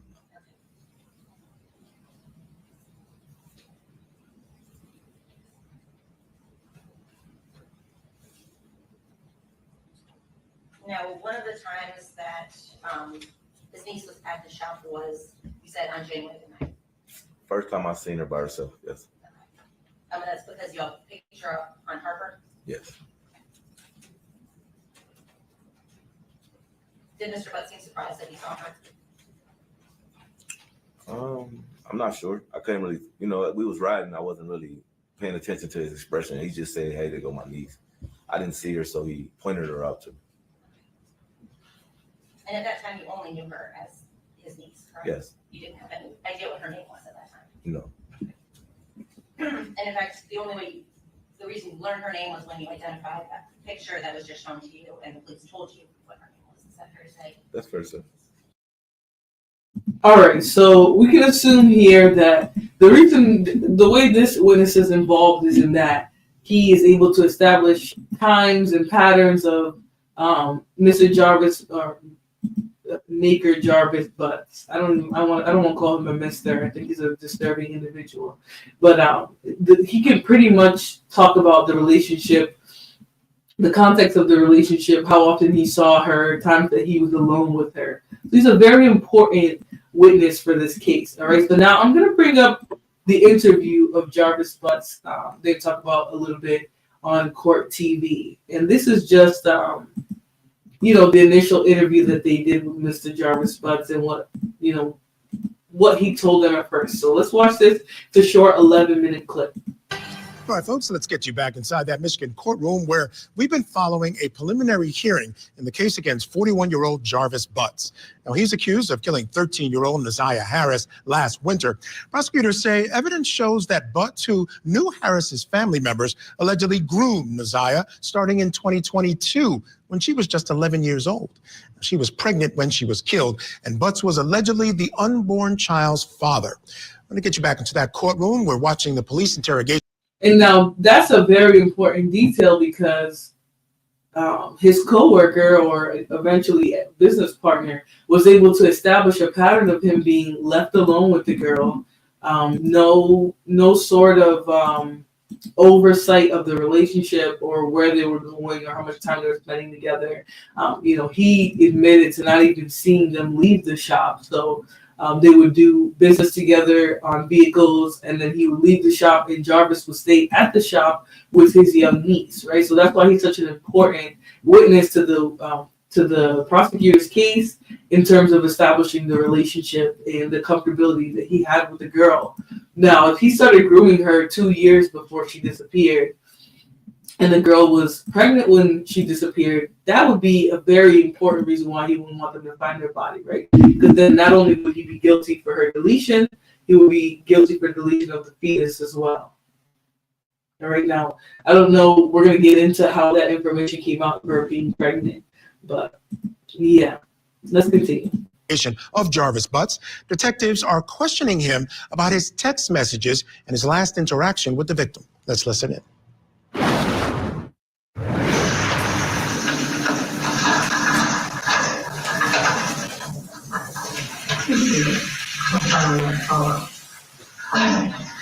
Make sure you come up to my question.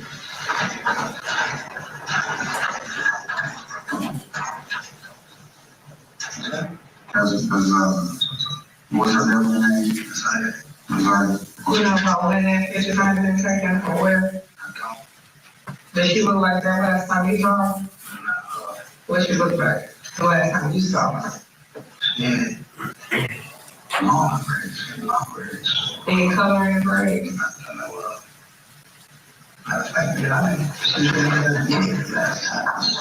Okay. So what's getting done, so I don't even know where it was, but I'm talking about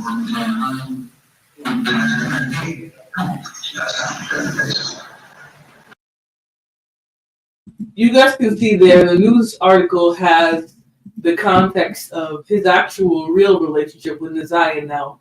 He introduced her as his niece to his coworker, to the people that they dropped the car off, but he has no biological relationship to her, right? He's dating, not even married, just dating her aunt.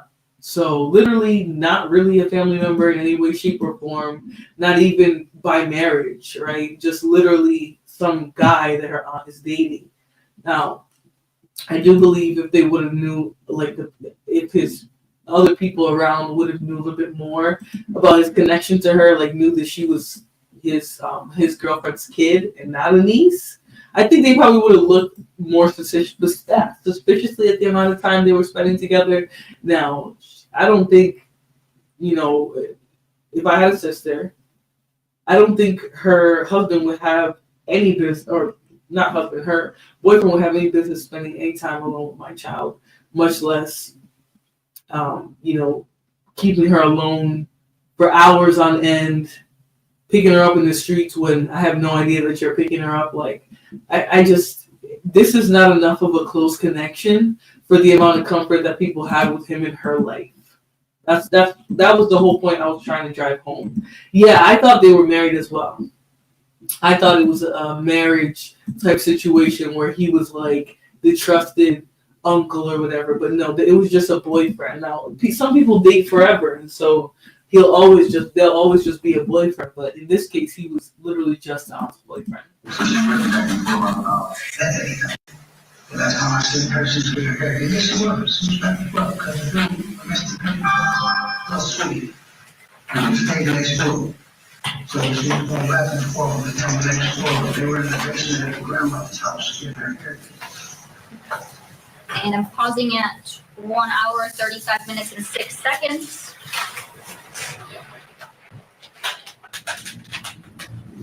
All right, so here they're fast forwarding. Remember, this is a preliminary hearing. There's no jury. This is just for the judge. So this is something you can do in a preliminary hearing. Let's get back inside.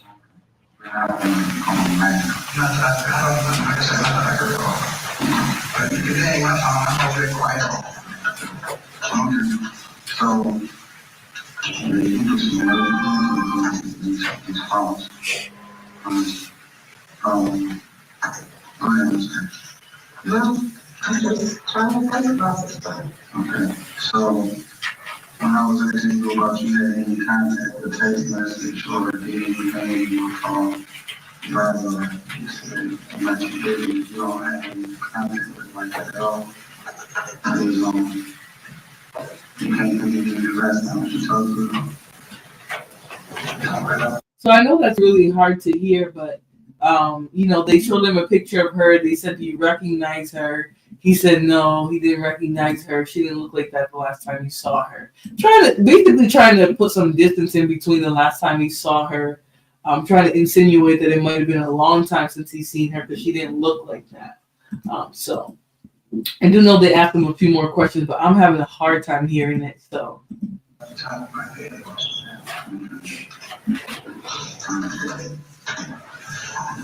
Were you supposed to meet her anyway? No, not at all. Not at all. Not at all. So it is. Pausing at 1 hour, 45 minutes and 37 seconds. So what I think I heard, they asked him, so you've never met her like on your own or anything like that, and he was talking about how he said no. Now that goes in pretty stark contradiction to what his someone he worked with, employee, coworker, whatever you want to call it, that goes in stark contradiction to what he said, right? He said that they saw her walking and picked her up. And I mean, that's obviously was something regular that they did. He did sort of pick up on the fact that once they got out of the car, the girl got in the front seat, she turned the car on, got comfortable, So obviously, at least try to insinuate, I think, from the questioning of the prosecutor that this was something she did a lot. She was very comfortable being alone with him.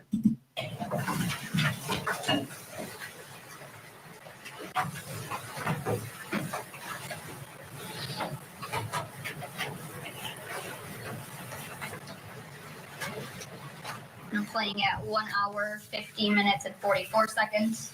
Girls are younger, as fast and things like that. So, not a new thing, nothing, but some of these girls all the time just open up the eyes and say, that's all I do. So can you kind of help me out, like, what went on with that, or point me in the right direction? I'm not saying it. No, I'm not saying it. What I'm trying to say is what happened.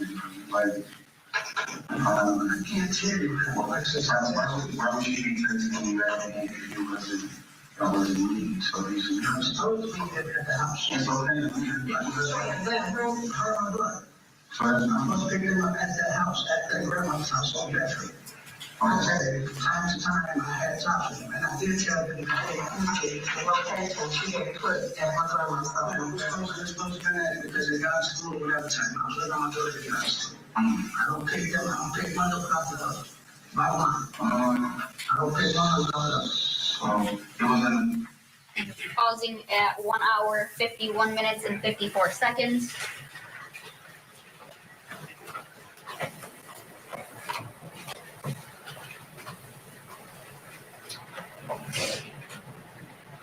And I'm playing at 1 hour, 52 minutes and 47 seconds. Just deal with the friend you about having troubles with young girls. About the situations you had with the girls. Like, supposed to get something like that. I'm not sure. The audio is really hard to hear for some reason. I was hoping it would be as clear as it was when I was listening to it, but for some reason, as we listen to it on the playback, all you hear is the static background. So I'm going to see if they summarize it. If not, we're going to move to the next video that I do have of some testimony. He's digging a big hole for himself there. Let's bring in our guest still with us, criminal defense attorney Robin Nunn. Robin, these interviews are so important to police's case, which is why, defense attorneys, we always tell folks don't talk because they have information. They know that she's been texting him. They know the content of those texts, the fact that she planned to meet him on the day she disappeared after school, the fact that she told him back in September, this was a couple of months before, that she wasn't having her period. So he knows what's going on. And he's denying a lot of it, denies the last time he saw her, says it was at grandma's house when they know he saw her after that. So all these things are the way you really build a case. Yeah, I completely agree. I was a little concerned because the conversation seemed pretty casual between the police officers and him, but I do believe that they're beginning to get into the weeds. They're beginning to show him the text messages. They're beginning to ask the tough questions that need to be asked in terms of, what exactly is this relationship? It's obviously highly unusual to be texting back and forth, having conversations with a 13-year-old girl when you're 41, but that seems to be what the dynamic of the relationship was. But Right, and besides the inappropriate text messaging, right? There's also the inappropriate spending time together, right? He's picking her up on the side of Harper Street, and she's going to the to his, his car shop and spending hours there, and then when he's done, his coworker or whoever person he works with leaves, and he's still there with the girl. Right? There's a lot of inappropriate free time that he's having with this girl, where there's no supervision, there's no clear end or start to like the time that they're spending together. All of it is extremely bizarre when you compare it to the fact that he has no real connection to her at all, right? And again, this is why they do tell people don't talk to the police, because what they're trying to do is get you to lie on the record, right? So let's say they believe that you're a suspect in a case. They're going to ask you a bunch of questions that's going to hem yourself out. The answers that you give are going to be literal contradictions to what they know and have evidence for. And that's what he did. He made it very easy by lying. Text messages and things don't disappear, right? Your cell phone company can give away any message, any conversation, phone call, record of voicemail, all of that. They can get all of that information. All of it can be retrieved and given to the police. Doesn't matter if you delete it. Doesn't matter if you try to destroy your phone, unless it's a prepaid burner phone. They have track of everything. So, but getting to the bottom of what he and their conversation and relationship was is going to be really key in terms of this hearing and determining whether he'll be charged with this crime or not. And unfortunately, it's unusual under most circumstances, but obviously not for Jarvis Butts, right? This is something that he seems to make some sort of, it's almost what he does, and it's just crazy. I want to go back to this preliminary hearing part. Again, I want folks to understand the standard here is very low. The rules of evidence are sort of relaxed. So the state's allowed to move their tapes back and forth. Normally, there would have to be some agreement between the parties, but ultimately talk about the fact that the standard here is very, very low. Yeah, and that's exactly right. Yes, so he made a really good point there. The preliminary hearing that's not the case being tried, right? It's the very bare minimum evidence that's needed to walk into the case, right? To be able to even sit in the courtroom and accuse him of red rum. This is the bare evidence that they need, and they had it. Obviously, this case, this hearing this video they recorded was prior to the hearing, which the judge later said in the first article that we read. He's a sick individual, and this is going to move forward. We're going to continue to try this. This is not bizarre. This is sick. Exactly. And saying it's bizarre is almost acting like this doesn't happen every day. There are people like this every day trying to get around young girls, trying to groom them, trying to change their understanding of what's normal and what's not, what's healthy and what's not. So definitely the language is frustrating because it makes it seem like this stuff isn't as common as it is. All right. So let's take a look at what DNA evidence that they have. Now, this is a news covering of it. So just a small clip. They're going to talk about some testimony that we heard throughout the case. Okay. DJ Seth says, can you put the volume up? Let me see if I can work with the audio. In the last video, all we were hearing was static, so I put it down. So let's continue. I'm going to move it over to this video that talks about some of the DNA evidence that we're going to hear about, or that we heard about in the hearings. All right. Testimony from another child today alleging sexual abuse by the same man accused of killing 13-year-old Naziah Harris. And we're learning of new DNA analysis that could determine whether Jarvis Butts goes on trial for murder. Sean Lay following today's hearing for us. And Sean, this chilling case, it just keeps getting worse and worse as we learn more. Chilling is a good way of putting it. Stomach turning also. Every witness, every hour here at the court. Here's what's new about this today. This is the first time we're hearing the voice of Jarvis Butts. He is 41 years old. He is accused of the sexual abuse and murder of a 13-year-old girl named Naziah Harris. She was related to one of Butts' many girlfriends, and he called Naziah his niece. The teen was last seen with Butts after school last January 9th. Then Naziah Harris went missing. Police brought Butts in for this interrogation during a search for her, where Butts told police everything he knew about the girl was on his cell phone that police seized during a search warrant. You have to listen very closely to pick up what Butts is saying, but he says he has nothing to hide. Everything is in my phone. Y'all have possession of my phone. Take a look at it. Go through it. So I don't know what that's about. I don't know why she said. A co-worker of Butts testified that Butts and Naziah Harris were at their auto repair shop the evening Naziah Harris vanished. But Butts told investigators... Oh, so not only was that testimony of the fact that they spent time alone together, but that was specifically on the night that she didn't return home, that she spent time at the shop with him and then boom, disappeared. So obviously that is a key witness. You know, he was amongst one of the last people to see her as well. So he was obviously a key witness, and we can see now why that moved forward as quickly as it did. The last time he saw Naziah was weeks before. Yes, he stated to me that he had last seen her at the end of December or early January, sometime at grandmother's house getting her hair done. And did he say anything about knowing where Naziah's bus stop was? Yes, Okay, what did he say about that? he said that her bus stop was at a 3-mile drive in Cornwall. Back here live outside 36th District Court. Keep in mind, everyone, this is not a trial. It's a preliminary examination to see if a judge will move Butts on to face a murder and sexual assault trial. It's going to continue tomorrow. What's happening here is that there's no body to point to. Zanaya. So the Cornell, that street that they were talking about where he worked, was right next to her bus stop. It was right by her bus stop. And he just happened to see her walking and picked her up. So she likely was getting off the bus for school and saw him, and he decided to pick her up. Obviously, at that point, he had already known that she was pregnant, missed a period, whatever. So, you know, that could be why she was just there, you know, quietly blending into the background.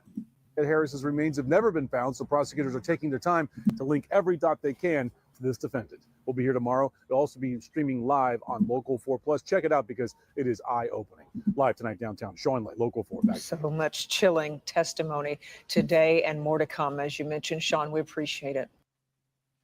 All right, so that was that. Now we got another witness, and this witness talks about finding items of Naziah, right? Now, the reason why this has become a red rum trial is because with all the evidence and testimony, they don't believe that Naziah is with us anymore, right? Once you start to find bloody items and things of a victim, especially a missing person, the likelihood of that person being found alive in 48 hours becomes slim to none. All right, so this witness is going to testify about finding an ID of hers, school ID. Valerie Louise Smith. And Ms. Smith, I want to call your attention back to March 7th of 2024. At that time, in what area did you live? That's where I live currently. I'm 7 Mile Evergreen area. Okay, and is that near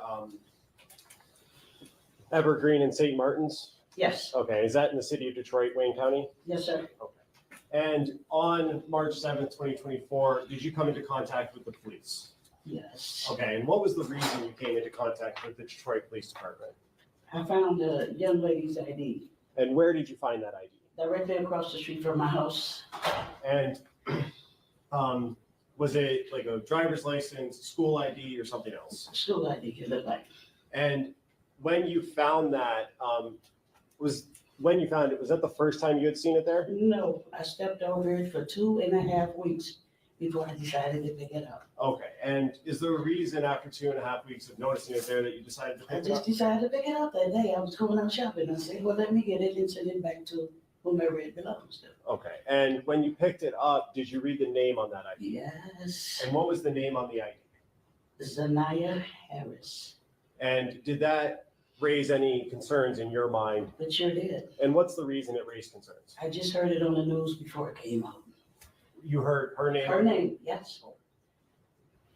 And when you picked it up, did you have gloves on or anything like that? No, no. And you used your bare hand then? I took my thumb and flipped it. And when I saw the name, I just put my hands on the outside of it. And what was the reason you just put your hands on the I outside? didn't want any disturb any of the prints that were on there. And when you picked it up, did you place it in anything? Once I got to the next stop, I was on the bus line. I took it in the gas station and I put it in a lid.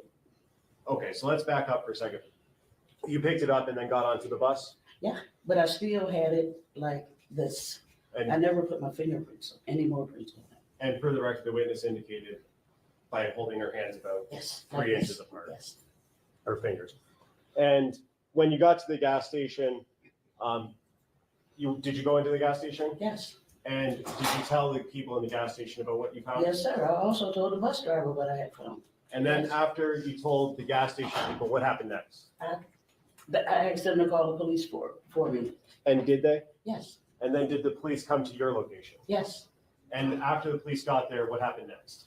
They took me back to my house so I could show them exactly where I found the ID at. And did you show them that? Yes. And did you give them the ID as well? Yes. I gave it to them when they initially pulled up.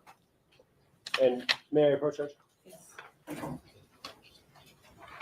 I'm approaching with People's Proposed Exhibit 40. Ms. Smith, do you recognize that? Yes, sir. And is that the ID that you found? Yes, sir. I move to admit People's Proposed 40. No objection. It'll be a minute. And permission to publish on the screen. Yes. And Ms. Smith, I don't know if you can see the screen from where you are. That's the picture I just showed you, correct? Yes, sir. And is that the cup or the top of the That's the lid. I the said. lid that you Yes, put it sir. in? Is that a yes? Yes, sir. And on the bottom left, it says grade 8, correct? Yes. I have nothing further, Judge. Thank you. Briefly. Good afternoon, Ms. Smith. Hi, how are you? Fine, thank you. You said that you picked up the ID, was it March the 6th? Or I'm sorry, the 7th? Yes. Yes. And you said you had been stepping over it for approximately 2 weeks? 2.5 weeks I stepped over. Okay, so that puts you in February. When I initially saw it. When you initially yes. saw it, okay. And you said you had been stepping over it? Mm-hmm. So does that mean that it was actually on the sidewalk? No, it was in the grass. In the grass? Face down. The grass next to the street? Yes. So there's like an, usually kind of like an easement between like the street and the sidewalk? Yes. And there's like a patch of grass there? Yes. And is that right in front of the bus stop or? No, it was a little ways off from the bus stop. Okay, from the bus stop, between the bus stop and what other landmark would you say? Nothing else is there. Nothing else there? No. How far to the corner of the block? St. Martin's. It's not that far. Okay, so a few steps? Few steps, yes. Okay, Few steps. perfect. Yes, ma'am.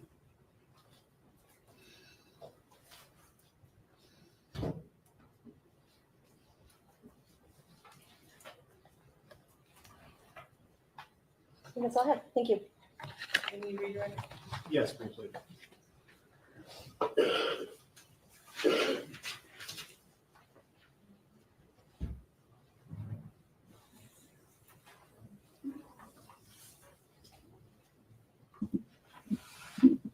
Shout out to her for being aware too of everything. I don't think I would have waited that long to pick up an ID because I'm nosy like that, and I do like to just. I'm just one of those people. I see something like an ID or something, like I want to see whose it is so I can get back to the person if it, if I can. I don't think I would have walked over it for 2 weeks.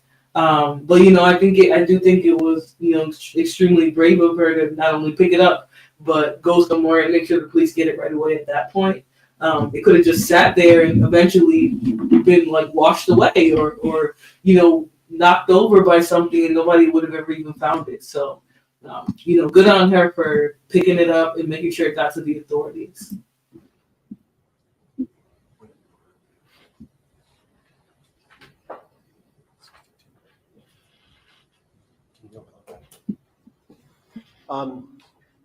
Ms. Smith, just a couple of questions for you.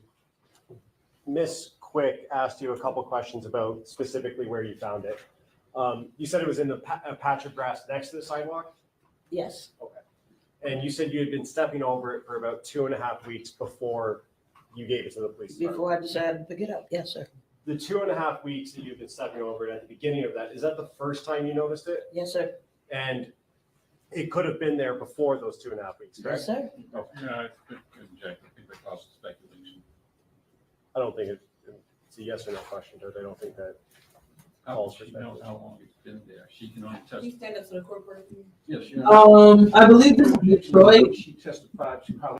This is Detroit, Miss DJ Seth. This is Detroit, I believe. Also, I believe that's what it said on her school ID as well. So, yeah, CBS, yeah, Fox 2 Detroit. The last article was CBS, but yep, Detroit. Only could have been there prior. She can only testify to what she knows, and she testified that she knows it's been there for 2.5 weeks. Did you see it being placed there on the grass? I'm sorry? Did you see it being No, placed on ma'am. the grass? Okay. No, ma'am. So I want to sustain objection, because she wouldn't know, but she didn't see it dropped. Okay. So the first time you noticed it was 2.5 weeks prior to March 7th? Yes, sir. Okay.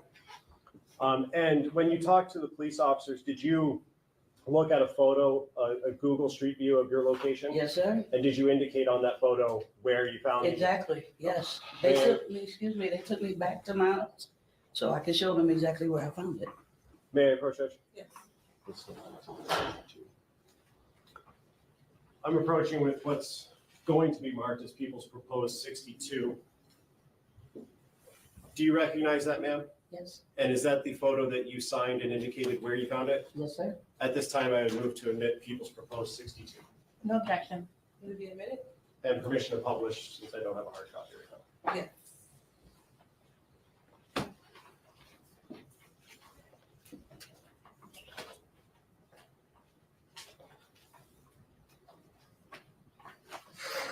And on the screen, is that the photo I just showed you? Yes, sir. Okay, and there's a circle with a line going up from the bottom of the screen there.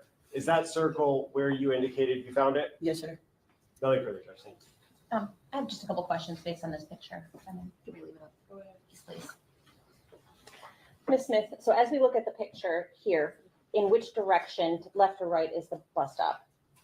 To the right. To the right, so closer to the church? Is that or that white building that's in the? No, that's a person's house right there. Okay, It was like, okay, I come out of my driveway and it's like catty corner to the bus stop from my driveway. well, the sign is where the bus stop is, right? Yes, right there. Okay, and so, okay, that's all I have, thank you. Nothing further. Okay, Ms. Smith, you are done testifying. Thank you. So, excuse me. So that's obviously one of the items also that led them to believe that she's no longer living, right? They find, if I go missing, nobody can see me, nobody knows where I am, my body's not found, and you find my ID bloodied up, 9 times out of 10, the assumption is going to be that I'm no longer living. So that was one of the things that made them believe that she is actually deceased. All right, so we already saw the judge issue her decision that he's a monster, and they were going to go forward with this. All right, so the last thing we're going to look at today, and we're going to evaluate some more of this case as we continue to move on, is the last two things are the key testimonies. So there's a key witness that we're going to look at, and then we're going to listen to the aunt. Okay, I believe that's the aunt that was dating Mr. Jarvis, but I'm not entirely sure. So we're just going to listen to it and make sure that it's the correct one. So I think this is the key testimony reveals shocking details in car repair visit. So this is one of the people who testified that, many people believe is going to solidify this case. So let me get that on screen for you guys. We'll get right into it. Watch yourself.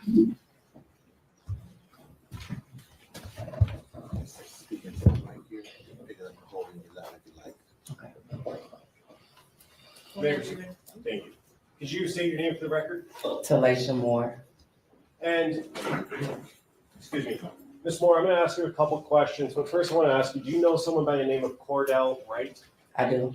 And how do you know Mr. Wright? He is the father of my nephew, my 17-year-old nephew. So your sister's son? Yes. Gotcha. And is that how you met Mr. Wright? Yeah. Or your sister? Yes. Okay. And in what context is your? So Cornell Wright, if you guys don't know, that was the first guy who testified of when he saw Mr. Jarvis pick up Naziah on the street the day that she disappeared, and when he went home, Naziah was still in the shop waiting for him. The relationship with Mr. Wright. How did you know him? Did he ever do anything for you? Things like that. He fixed my mother's car. He worked on her car. Okay. And what kind of car does your mother drive? A red Jaguar. And what's your mom's name? Jacqueline Campbell. And going back to January of 2024, where were you living at the time? Not your specific address, just the city. Ypsilanti. And who else lived with you in Ypsilanti? My mom and my son. Okay. And would Mr. Wright ever come out to Ypsilanti to fix your mom's car, her Jaguar? Yes. How often did he do that? Like a couple times, at least 2 times. And was that around January of 2024? That was the last time. In January was the Yes. last time? And when he would go out there, would he bring anyone with him? This last time he did it. What about For the prior? last 2 times. So before January 9th, him and someone else came, and then on January 9th, they both came. Okay. And the person that he brought with him, do you see that person in the courtroom today? Yes. And could you point to him and identify a piece of clothing he's wearing?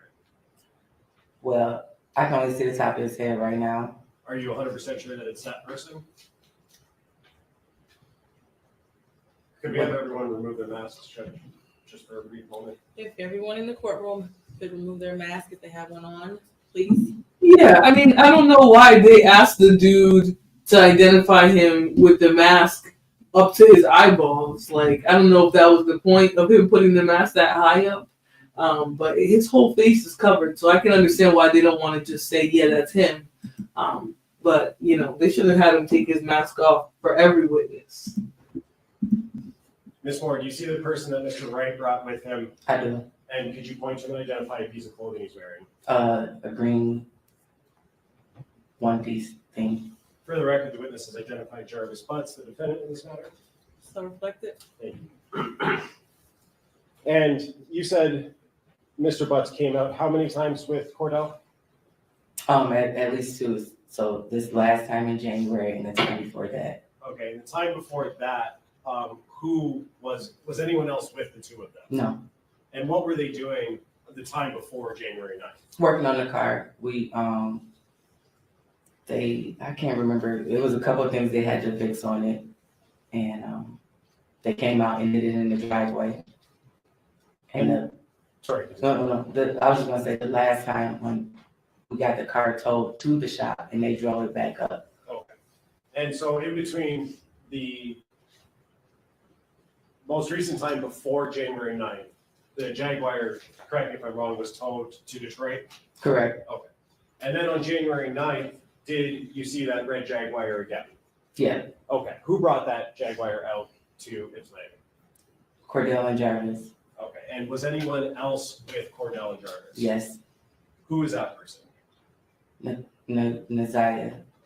And I want to clarify, at the time on the 9th, when Cordell, Jarvis, and Naziah came, did you know that that was Naziah Harris? No. Do you know that now? I do know now. Okay. And is that based on information you've learned or seen in the news and things like that? Well, it was based on when the detectives came to the house to question us. That's when I found out who she was.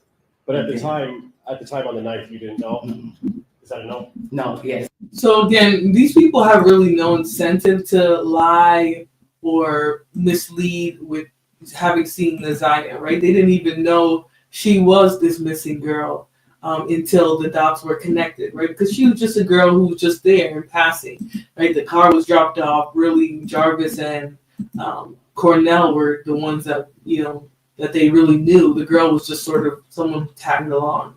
So, you know, obviously, they have no reason to lie about having seen her that last night. Yes or no? I did not know. Now, let's talk about when they came out on the 9th, January 2024. What was that interaction? How long did it last? Can you kind of take me through start to finish their visit and delivering the car?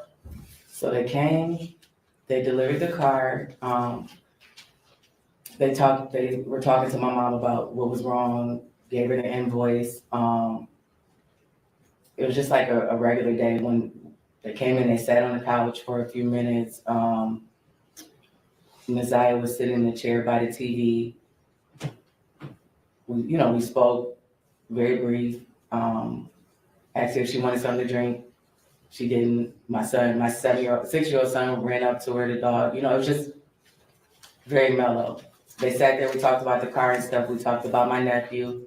Cordell was trying to wait till my nephew got out of school, but because he was on tether, they had to leave, so they didn't get to stay long enough for my nephew to come. And your nephew would be Cordell's son? Cordell's son, yeah, correct. Did you talk to Mr. Butts about Naziah? Did he introduce her or anything like that? We just asked, hey, everybody spoke. He said this is his niece, and that was pretty much the basis of it. I cannot remember if he said her name or not, but he did introduce her as his niece.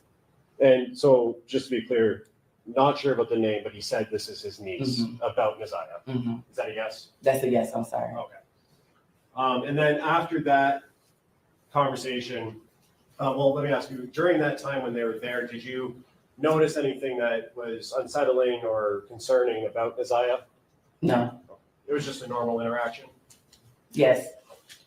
After that interaction was over, did the three of them, Cordell, Jarvis, and Naziah, leave your house? Yes. Okay. And as far as you know, they were headed back to Detroit, right? Correct.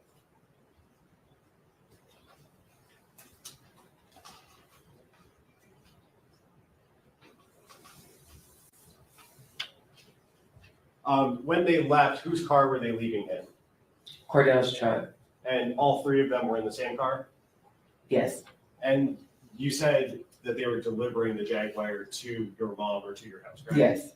Did you see them pull up? Do you know what the driving and seating arrangements was? I do not. I have nothing further to say. Thank you, Russ.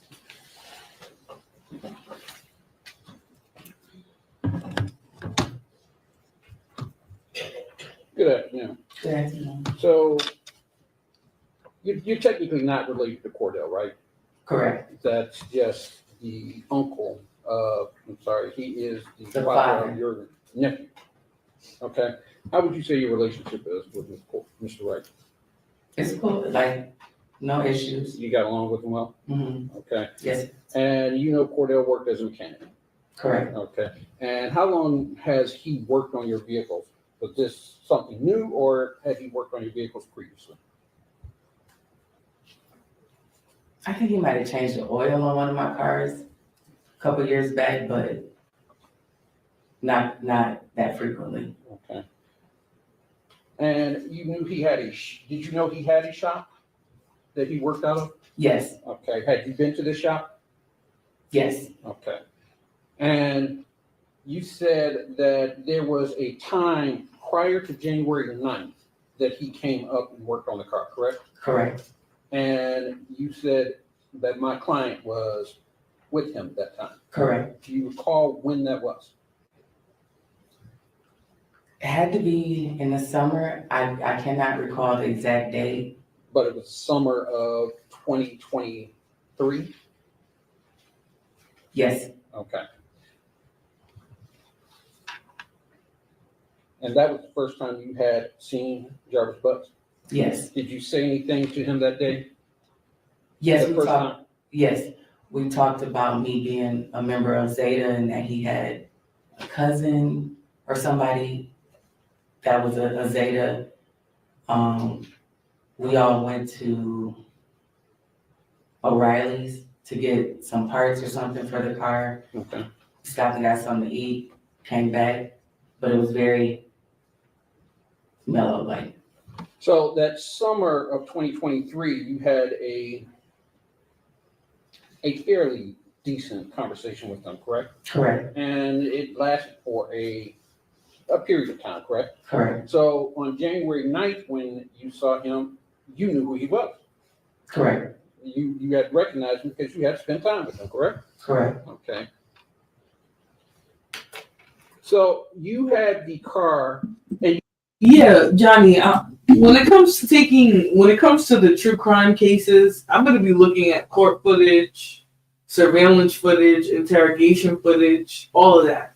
So, this is part of the fact finding of this case, right? It's part of getting all the details out, saying what the witnesses know and things like that. And she is a key witness because she's one of the last people who saw Naziah alive, right? She just happened to be, that just happened to be the day that, what do you call it?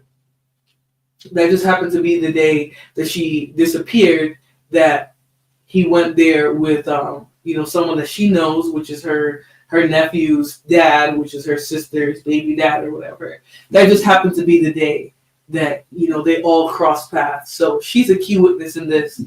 So not really the same speed as body cam. That's why I made it a different title. And I made sure you guys knew it wasn't going to be like crazy footage of people doing nonsense. Like, we're going to do that later tonight. But this case kind of hit home for me because it's a young Black girl. For no other reason than because it's a young Black girl, and because cases like this happen every day, and the community is usually a lot quieter about it. So I think it's great that all these people are speaking up about what they saw, what they knew, not his reaction, but like how in contact he was with this girl and all that. So, that's a big reason why I'm covering this case. Because I want everyone to know the details. I want everyone to know why, even though there's nobody, they know and they believe without a reasonable doubt that he's the one who, deleted her. And it's just a really tragic story. I mean, this girl was like 13 when she disappeared, but, just turned 13. She hadn't even lived out her 13th year of life. So not as fast paced as what we usually watch, but I'm going to be trying to wing you guys into some other true crime stuff. So just, bear with me. I think I've seen it on the news. I live outside of Detroit. Glad you're showing it. Yeah, a lot of people now, especially with COVID and things like that. Sorry, I'm not supposed to say that, but especially with all of that, nowadays people are just so hyper focused on what they have going on. They're like, if something's happening in another state, they don't even care. There's so many red rums that go on all the time at schools and businesses now that, like, if somebody says that there was a mass deletion, people are just like, geez, just rack up another one. Where was it? How many people passed away?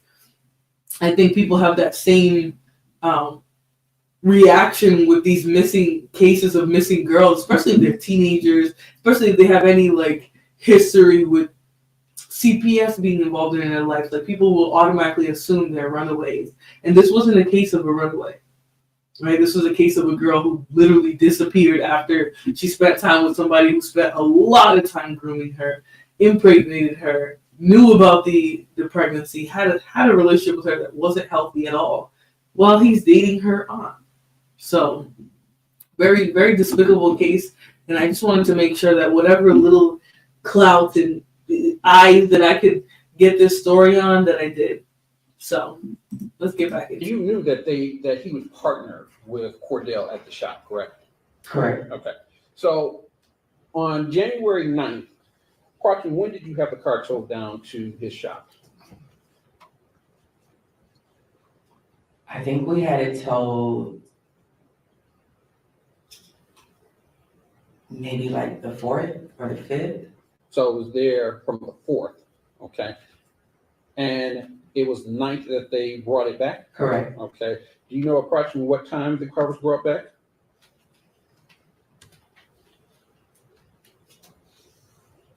Had to be before 3:30 p.m. It was 3:30? Well, no. It had to be before 5:30 because my sister got off work at 5:30. So that's kind of what I was thinking. That's around the time frame I was thinking, right? She gets off the bus. She's walking on Harper, which was right near, I forget what he said, what street he said, but it started with a C, like Congress or something like that. or I forget exactly. But she gets off the bus. He sees her walking on Harper right near where her bus stop is, picks her up. She sits at the shop for all those hours from when she got out of school until about 5 something when they go drop it off. That's a lot of time for your teen kid to get out of school and go hang out with somebody. You haven't seen her. You don't know where they're at. You don't know who they're spending time with. I think that's definitely that's an important fact there. Oracle says, everyone, hello, new rule has been added. Can't believe I have to say this. Please don't give birth in live stream. It makes people very uncomfortable. Okay, now let me just say this. There's been a lot of people who will live stream and take videos of their births, but it's like content creators and celebrities and stuff. So I don't think you're gonna be able to get those people to stop doing that, right? Some people, to some degree, some people do want to see those people's kids. So. But you're not sure the exact time. I'm not sure of the exact time. Was it light or dark outside? It was still light out. Okay. And they came up, they pulled the Jaguar in first, the driveway. Correct. Right. And then Cordell's car was behind us. I believe so. Okay. When they pulled up, did you see them exit the vehicles? No. Okay. So you don't know who was driving? I don't. Okay. So at that point, they came into the house, correct? Correct. And did they all walk in together? Or Yes. Okay, so Cordell came in, followed by Jarvis, correct?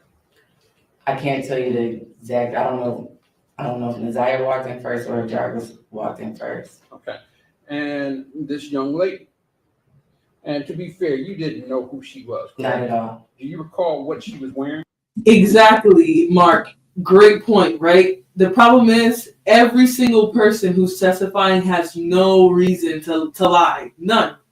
No reason to hate on him. No reason to want to see him hurt in jail. I mean, they don't know any of his baby mother. She don't even know Jarvis from a can of paint, right? She's only seen him in the context of fixing her car. So what reason would she have to lie and say, yeah, he came to my house with his little girl? None. And in those type of cases, a lot of times it's open and shut. Now we'll see what the jury will do, but it's not looking good. The defense attorney doesn't even really have anything to ask outside of minute details, like trying to imply that she's remembering things incorrectly. When she came? I think she had on a jacket.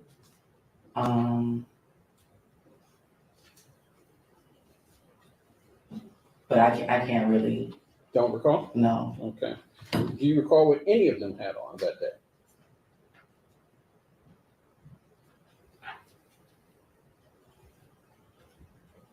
Not really. Okay. So, do you recall, without going into your house, was it dark, light in your house? Were the lights on? The lights were on. Okay. And you have a fairly large living room? Yeah. Okay. So when they came in, you said that Naziah sat next to the television. So yeah, like when you're coming in, there's like a red cabinet type thing. The TV sits on top of it, and then there's a chair right, like a chair sitting right next to it, and that's where she was sitting. Okay. And when she came in, did she introduce herself? She did not. Okay. So she came in, sat down, right? We offered her to see, like, came in, Cordell said hello. He was doing most of the talking. Jarvis said hello. Said, this is my niece. Then was like, y'all have a seat. Okay. Cordell sat on the couch.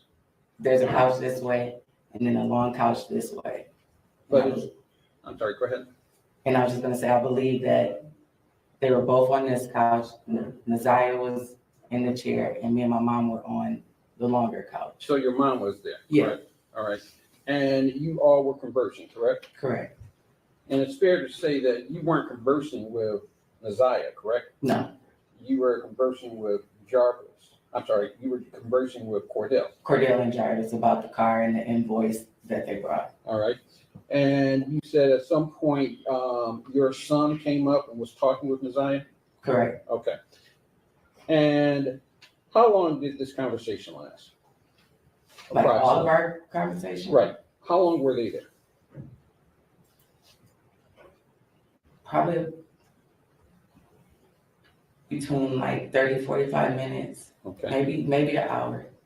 And while they were there, you didn't notice anything, and I think you already mentioned this, you didn't notice anything out of the ordinary, correct? Correct. Now, defense is all over the place, right? In the one hand, he's trying to imply, or he was asking, you know, how was the lighting in there? Was the light on? Was it dark yet? You know, did she introduce herself? Basically trying to insinuate that there's some doubt about her identity, who she actually was, who actually it was that they saw on the couch, right? And then the second thing, asking, did you guys actually speak to her? I don't know if people know, like culturally, kids don't be having grown-up conversations for the most part. Grown-ups will be right there in front of them kids having a conversation, and the kids know a lot of times to stay in the kid's place. Now, that's not a necessarily healthy way of being, I believe, but it's perfectly plausible that they were all there conversing and she's just sitting there like a kid, you know, minding her business. She's not going to alert people and say, oh, I'm in danger or nothing. She's a kid, right? And the reason why grooming is a word, because a lot of times the kid in the situation is taught that the behaviors that are being exhibited, that are being enacted upon them, are normal and okay.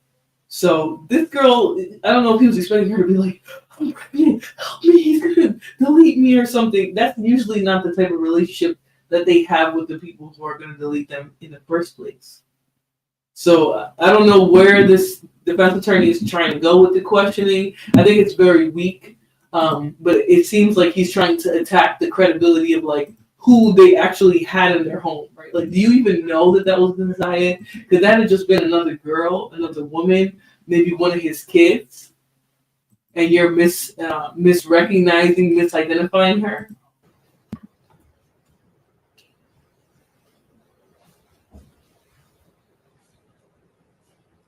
Did you see Jarvis Butts conversing with Naziah Harris? No. So they didn't have any conversation? No. Okay. And you didn't notice anything awkward or out of the ordinary between the two? Correct. Okay. I didn't notice anything. So after about an hour, they left? Correct. Was it light or dark? At that It was point? still fairly light. All right. And they got into Cordell's car, correct? Correct. You don't remember the scene, I think you've already No, said I do that. not. But was Cordell driving? Correct. Okay. So that day you didn't think anything out of the ordinary happened, correct? Correct. And at some point you were contacted, correct? Correct. When were you contacted? Well, we were contacted by Cordell the next day because when we paid the invoice, it was $70 short. So we had to get Jarvis's Cash App to send the rest of the money. So that was the last part of the conversation. And then the detectives came, I want to say the end of March. So the end of March. So I believe, I don't know the exact day, but it was at least a month or two later. and it was when the detectives came, is when you found out that the person that was in your house was Naziah Harris, correct? Correct. All right. And did they tell you that this person was Naziah Harris? They asked me if I knew who she was, and they asked me if I knew who Cordell was. They showed me a picture of Mr. Butts. They asked me if I knew who all these people were, and they asked me if I knew her name, and I did not know her name at that time. Okay. And they told you her name?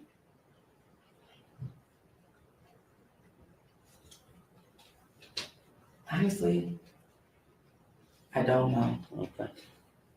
And at any point, did you look up why they were there or look up any information about this case? Yeah, after they left. After they left? Mm-hmm. Okay, and what did you look up? Objection, relevance. I just want to see where her information came from. Now, again, he's trying to imply that the police fed her some type of information about the girl. If they showed her a picture, or if they asked her about Naziah Harris, and she says, I don't know who that is, then they show her a picture, she says, actually, I saw that girl, she was at my house. That's not leading her to anything, right? She didn't have to know the girl by name. How many times one of your friends or family members or someone you work with comes around with their kid? You're not going to memorize all of their kids' names, right? So he's trying to express some doubt about how she got the information that the girl that she saw at her house was Naziah Harris. But what he's failing to do here is, first of all, he's trying to imply that the police fed her the name of Naziah Harris. But if they showed her a picture and were like, have you seen this girl? And she's like, wait, that girl was at my house, but I didn't know her name was Naziah Harris. That's not feeding her anything, right? That's a positive ID, actually. Especially if they show her a picture and she recognizes her face. So, let's continue. As long as the results of what she looked up. I want to see the information that she had. Does that go into her testimony? Go ahead. There's obviously there's podcasts out that are a bit unfavorable.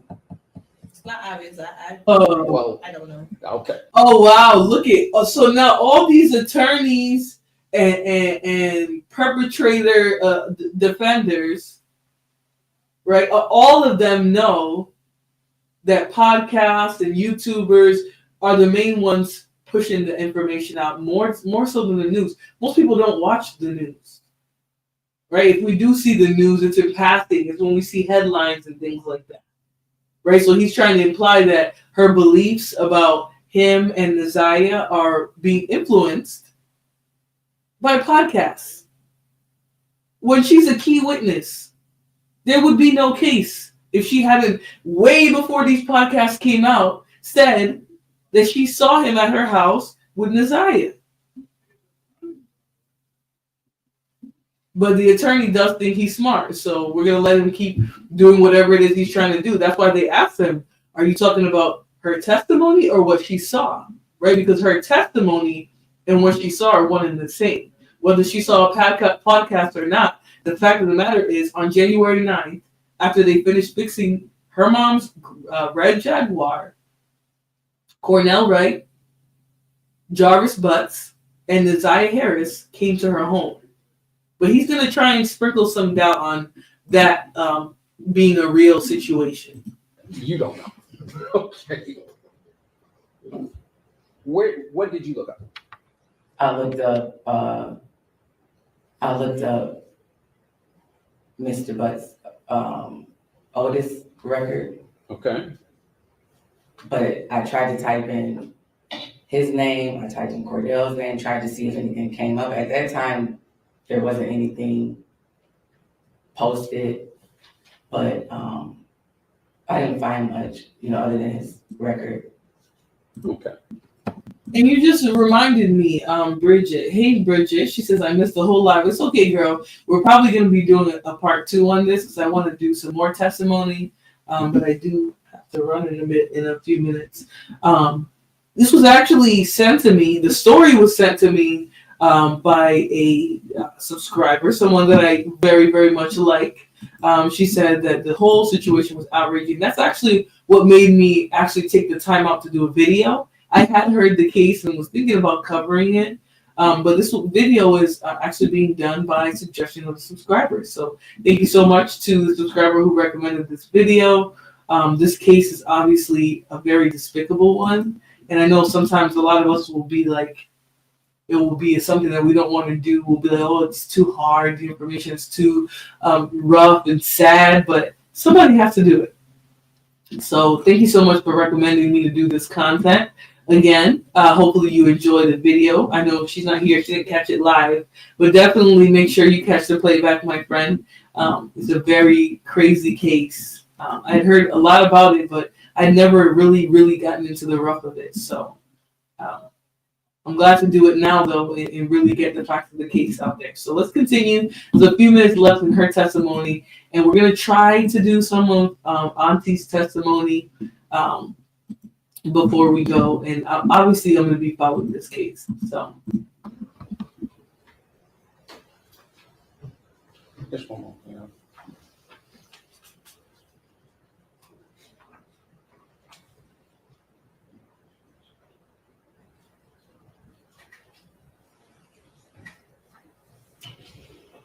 No further questions. Any redirect? Yeah, very Ms. Moore, Mr. Reagans was just asking you about information that you looked up and things like that. When the police were at your house, though, and the detectives were at your house, first, do you know if those were Detroit police officers?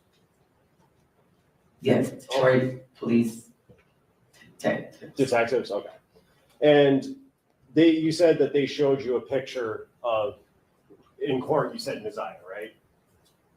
Say it one more time. They showed you a picture of Neziah at that time, correct? Correct. Did you identify that picture when the police were there as Neziah Harris? Did you say her name? No, I said that's the mechanic's niece. So just to be clear, you identified her as the girl that was at your house Correct. with the defendant, Jarvis Butts. Correct. Oh. And that was before you had looked up any information? Correct, because I didn't know anything until the detectives came to the house. And while Neziah and Jarvis and Cordell were at your house, you said Neziah was sitting next to the TV? Mm-hmm. Yes. And did Neziah, during that 30 minutes to an hour, ever get up and leave, use the restroom or anything like that? No.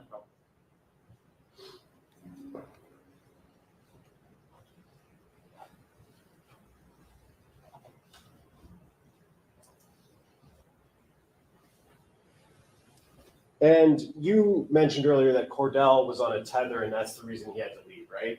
Correct. Do you know what Cordell's tether hours were at that time? Like what time he had to be back home by? I don't know. How far of a drive is it from Detroit to Ypsilanti?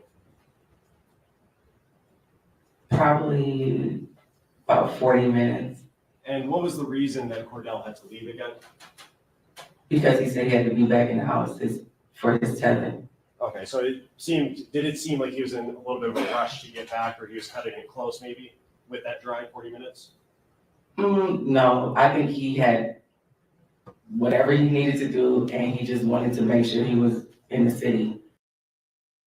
Now I'm looking at the Wayne County website. Wayne County Prosecutor's website here. And some of the details that they haven't mentioned yet, I wanted to bring up in this case, right? So not only was Neziah Butts and his coworker all seen at this woman's house, and GPS places them at those locations. Also later that evening, from 9:30 to midnight, Butts checked into a motel. There is a receipt confirming this, as well as his phone placing him at the location. Neziah is never seen again after January 9th. More complete facts and evidence in the case will be introduced on record in court. So obviously this preliminary hearing is what decided him going forward in court, but his moves were questionable before she showed up to before the three of them showed up to this woman's house with her car, right? She's at the shop, chilling there all day, doesn't go home after school. Obviously, she was reported later that day as being missing, but after the shop and, parting ways with Cordell, they split the money and everything. He talks about that happening in the back seat. The next thing that Jarvis Butts does that night is go to a motel, right? There's no GPS of him dropping the girl off, none of that. And all of this, he's implying that this is how they caught him. He implied the whole time that he hadn't seen her since the last time they were together at the grandma's house. All right, so this is sort of open and shut in terms of evidence, right? He claimed that he hadn't seen her, yet multiple witnesses are putting him with her. One witness puts him at her house with her, right? Her 6-year-old meets Neziah that day. And then his phone snitches on him for the rest of the night. He's at a motel for 3 hours. And then after that point, Neziah is never seen again. And, they don't really talk too much about where he went after that. But let's continue. We're going to hear her story about, Cordell sort of rushing out of there a little bit. But it's not because of anything to do with Mr. Jarvis Butts or Neziah. It's more so for him and his schedule. On time. But is it fair to say that he would have left somewhat closer to his cutoff time? If that's the reason he left or that he said? Yeah, I think that calls for speculation on her part. I was gonna say, I don't know. I'm sorry. Do you want to respond? If she knows, I think it's a close call. If you know the answer. I don't know. I can't say.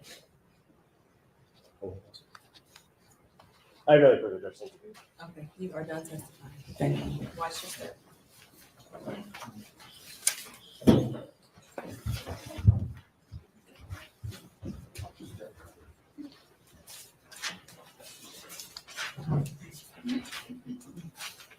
Ms. Ripley? Yes, Judge. At this time, we would call Tawana Butts. I was going to ask, does anyone need a 5-10 minute break? Are we all okay? I'll take it. Okay, 5 minutes. Use the restroom. Yes. Okay. Sergeant, I had asked you.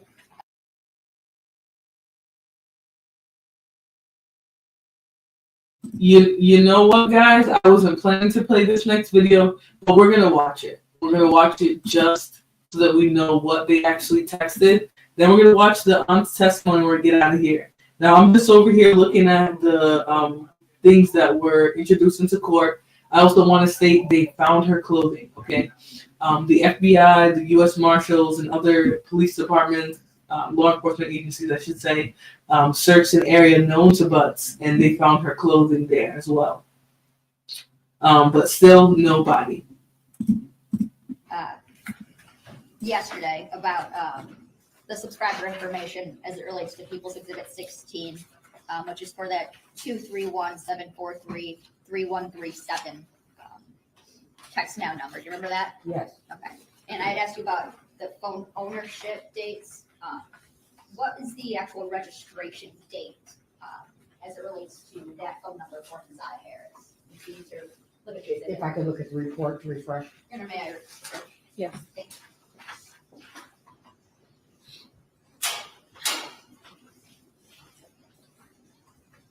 The registration date for the 231 number is March 4th, 2023. Okay, and that's as it relates to Keziah Harris getting that number. Yes.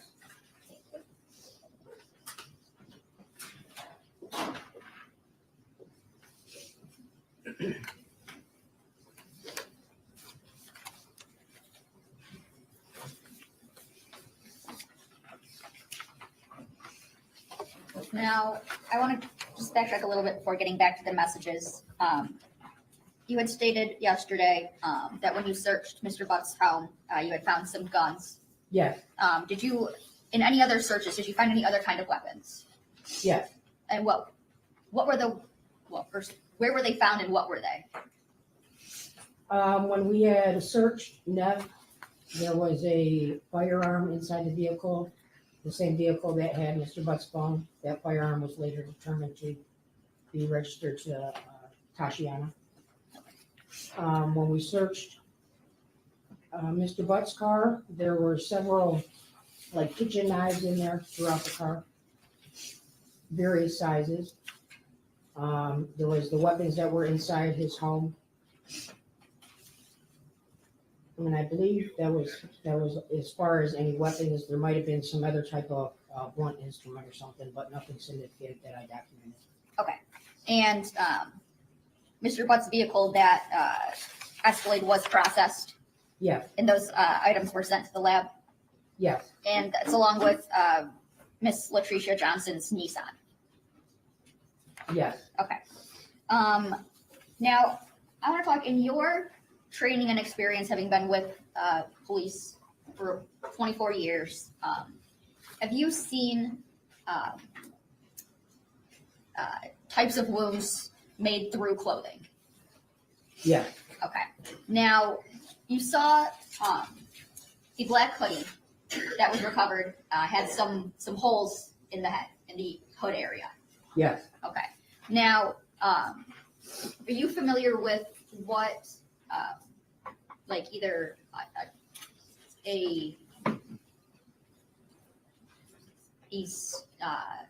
some sort of like sharp object or a gun or something of the sort.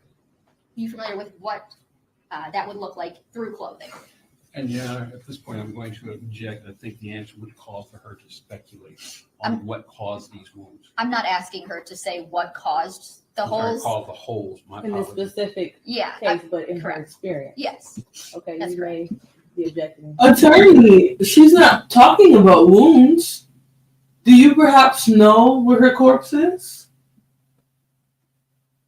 Right? Because we don't know where her body is, right? Mr. Jarvis disposed of her successfully, obviously, because the only thing that we found was her clothing. So I think that a detective who has seen, or a police officer even, who has seen numerous cases of people being deleted would know what a shirt with a knife stab looks like.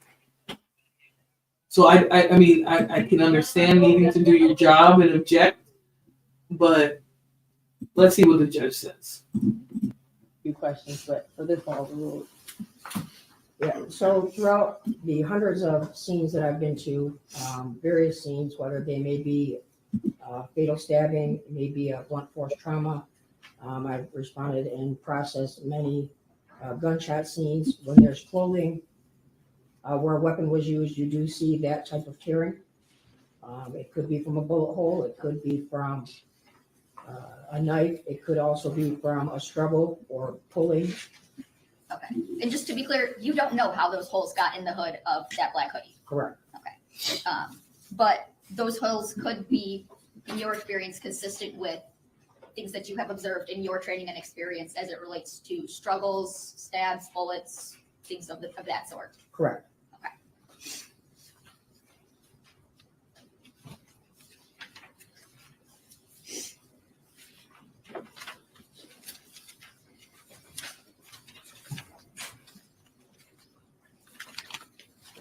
Now, on Mr. Buck's phone, after that January 9th text to Naziah saying, okay, was there any other texts to Naziah's number after that date? From Mr. Buck's phone? Yes. No. There was no attempts to reach Naziah's number on Mr. Butt's phone? There was no contact between Mr. Butt's phone and the text now number after that. Okay. And in your role in this case, did you go through Naziah's kind of social media records and things like that?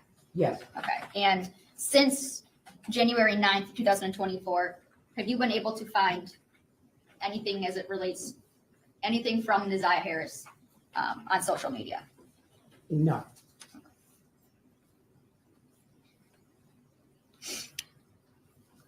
Now that's significant, right? Because if you were simply just missing, I get it. Some kids know how to go incognito, but it's 2025, right? Most kids are going to be on their phones 24/7. So even if you're not posting on social media, messages to individual people, right?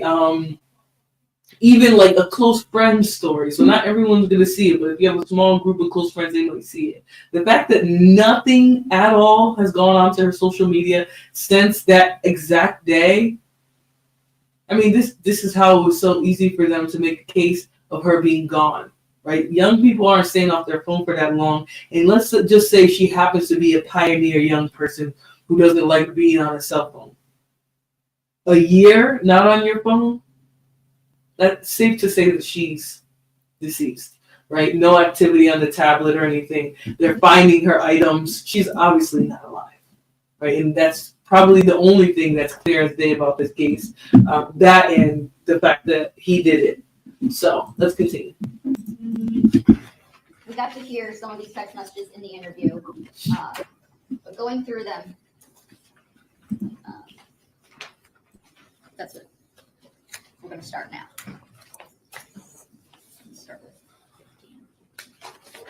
15. Starting with People's Exhibit 15. These are the messages from 313-379-5882. Do you have a copy with you? I don't have a copy of that number. Can you read the messages that were sent from that number to Jarvis Butts' number, or I guess the messages that were captured within People's Exhibit 50?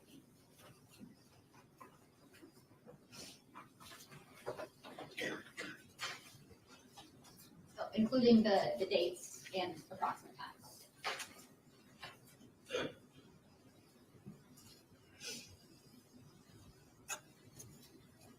So the first message is September 24th, 2022 at 22:15 hours UTC. So if y'all don't know, I believe that's 22:15. I believe that's 10:15 p.m. So this is the middle of the night. She's communicating him 3 months before she goes missing, or 4 months. September, October, November, December. Yeah, 4 months before she goes missing, she's having a late night conversation with Mr. Jarvis Butts. She says, "Bald head Janiyah, come here." And that's to a number that's not Mr. Butts. Correct. Okay.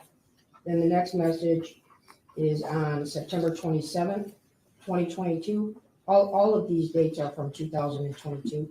So September. That's so random, but again, they're gonna read all her messages that day. September 27th, at 1:37 a.m. UTC.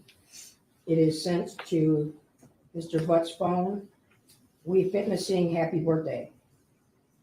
Immediately after that, at the 17-second mark, again to Mr. Butts' phone, it says, "Come on."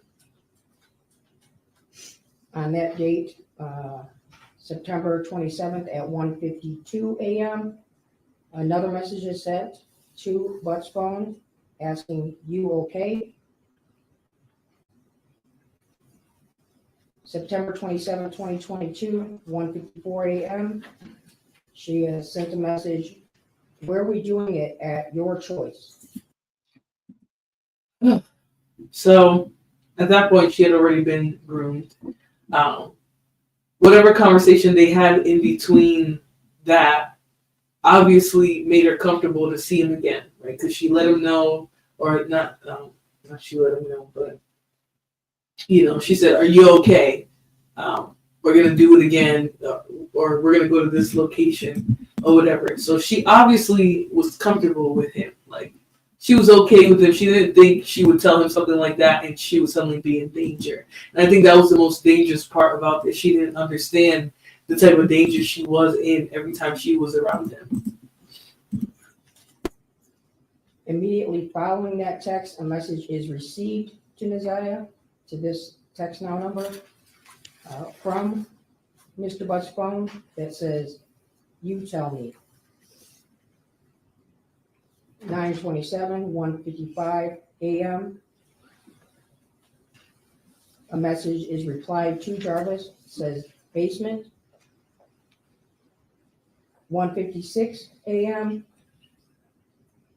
A message is sent to Naziah from Mr. Butts' phone that says, "You sure?" At 1:56 a.m., a message is sent to Naziah, from Naziah to Mr. Butts, saying, "or job." At 1:57 a.m., a message is sent to Naziah from Mr. Butts' phone, saying, "Can you suck my dick, please?"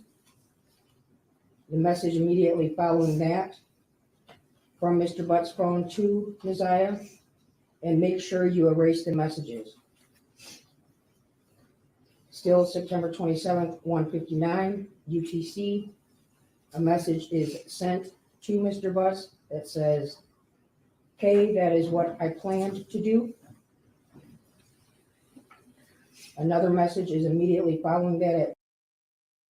So this genius thought having these conversations and telling her to erase them would disappear out of record. It obviously didn't. Sorry for not giving you guys a trigger warning, although the title does say trigger warning. Obviously, this man was comfortable having disgusting conversations with her about acts that he groomed her for. But not only that, obviously, concealing what they were doing. So he knew exactly what it was that he was doing. I don't think anybody believes that he doesn't know what he was doing, but he knew exactly what he was doing. He was concealing it. He had already taught her to conceal it as well. Taught her that he probably made her believe that what they were doing was a relationship because she's seeking it out. She's asking him when at her age, she doesn't have no understanding of what it is she's even doing. So very, very, very unfortunate. I am going to leave it here because I would like to pick up and continue this with all the evidence that's going to be coming out. Now, they just decided that they're going to take this case to trial not even 6 days ago. So it's probably going to be a little while before the trial comes up. But I'm going to try and get some more stuff for us to look at about this case. We're also going to look at the auntie's part. So we're going to do a part 2 of Naziah Harris's story. So if that's something you guys are interested in, make sure you guys check out the show the next time you see the Naziah Harris story in the title. Otherwise, I will be back for you guys in like 2 or 3 hours. And that 3 hours is a stretch. 2 hours. If I'm not back in 2 hours, y'all got to see me tomorrow. Because at that point, that means I got tired. I did want to do this earlier in the day because I had a half day, but then we had to stay late and there was a potluck that was actually pretty decent. So I didn't want to leave.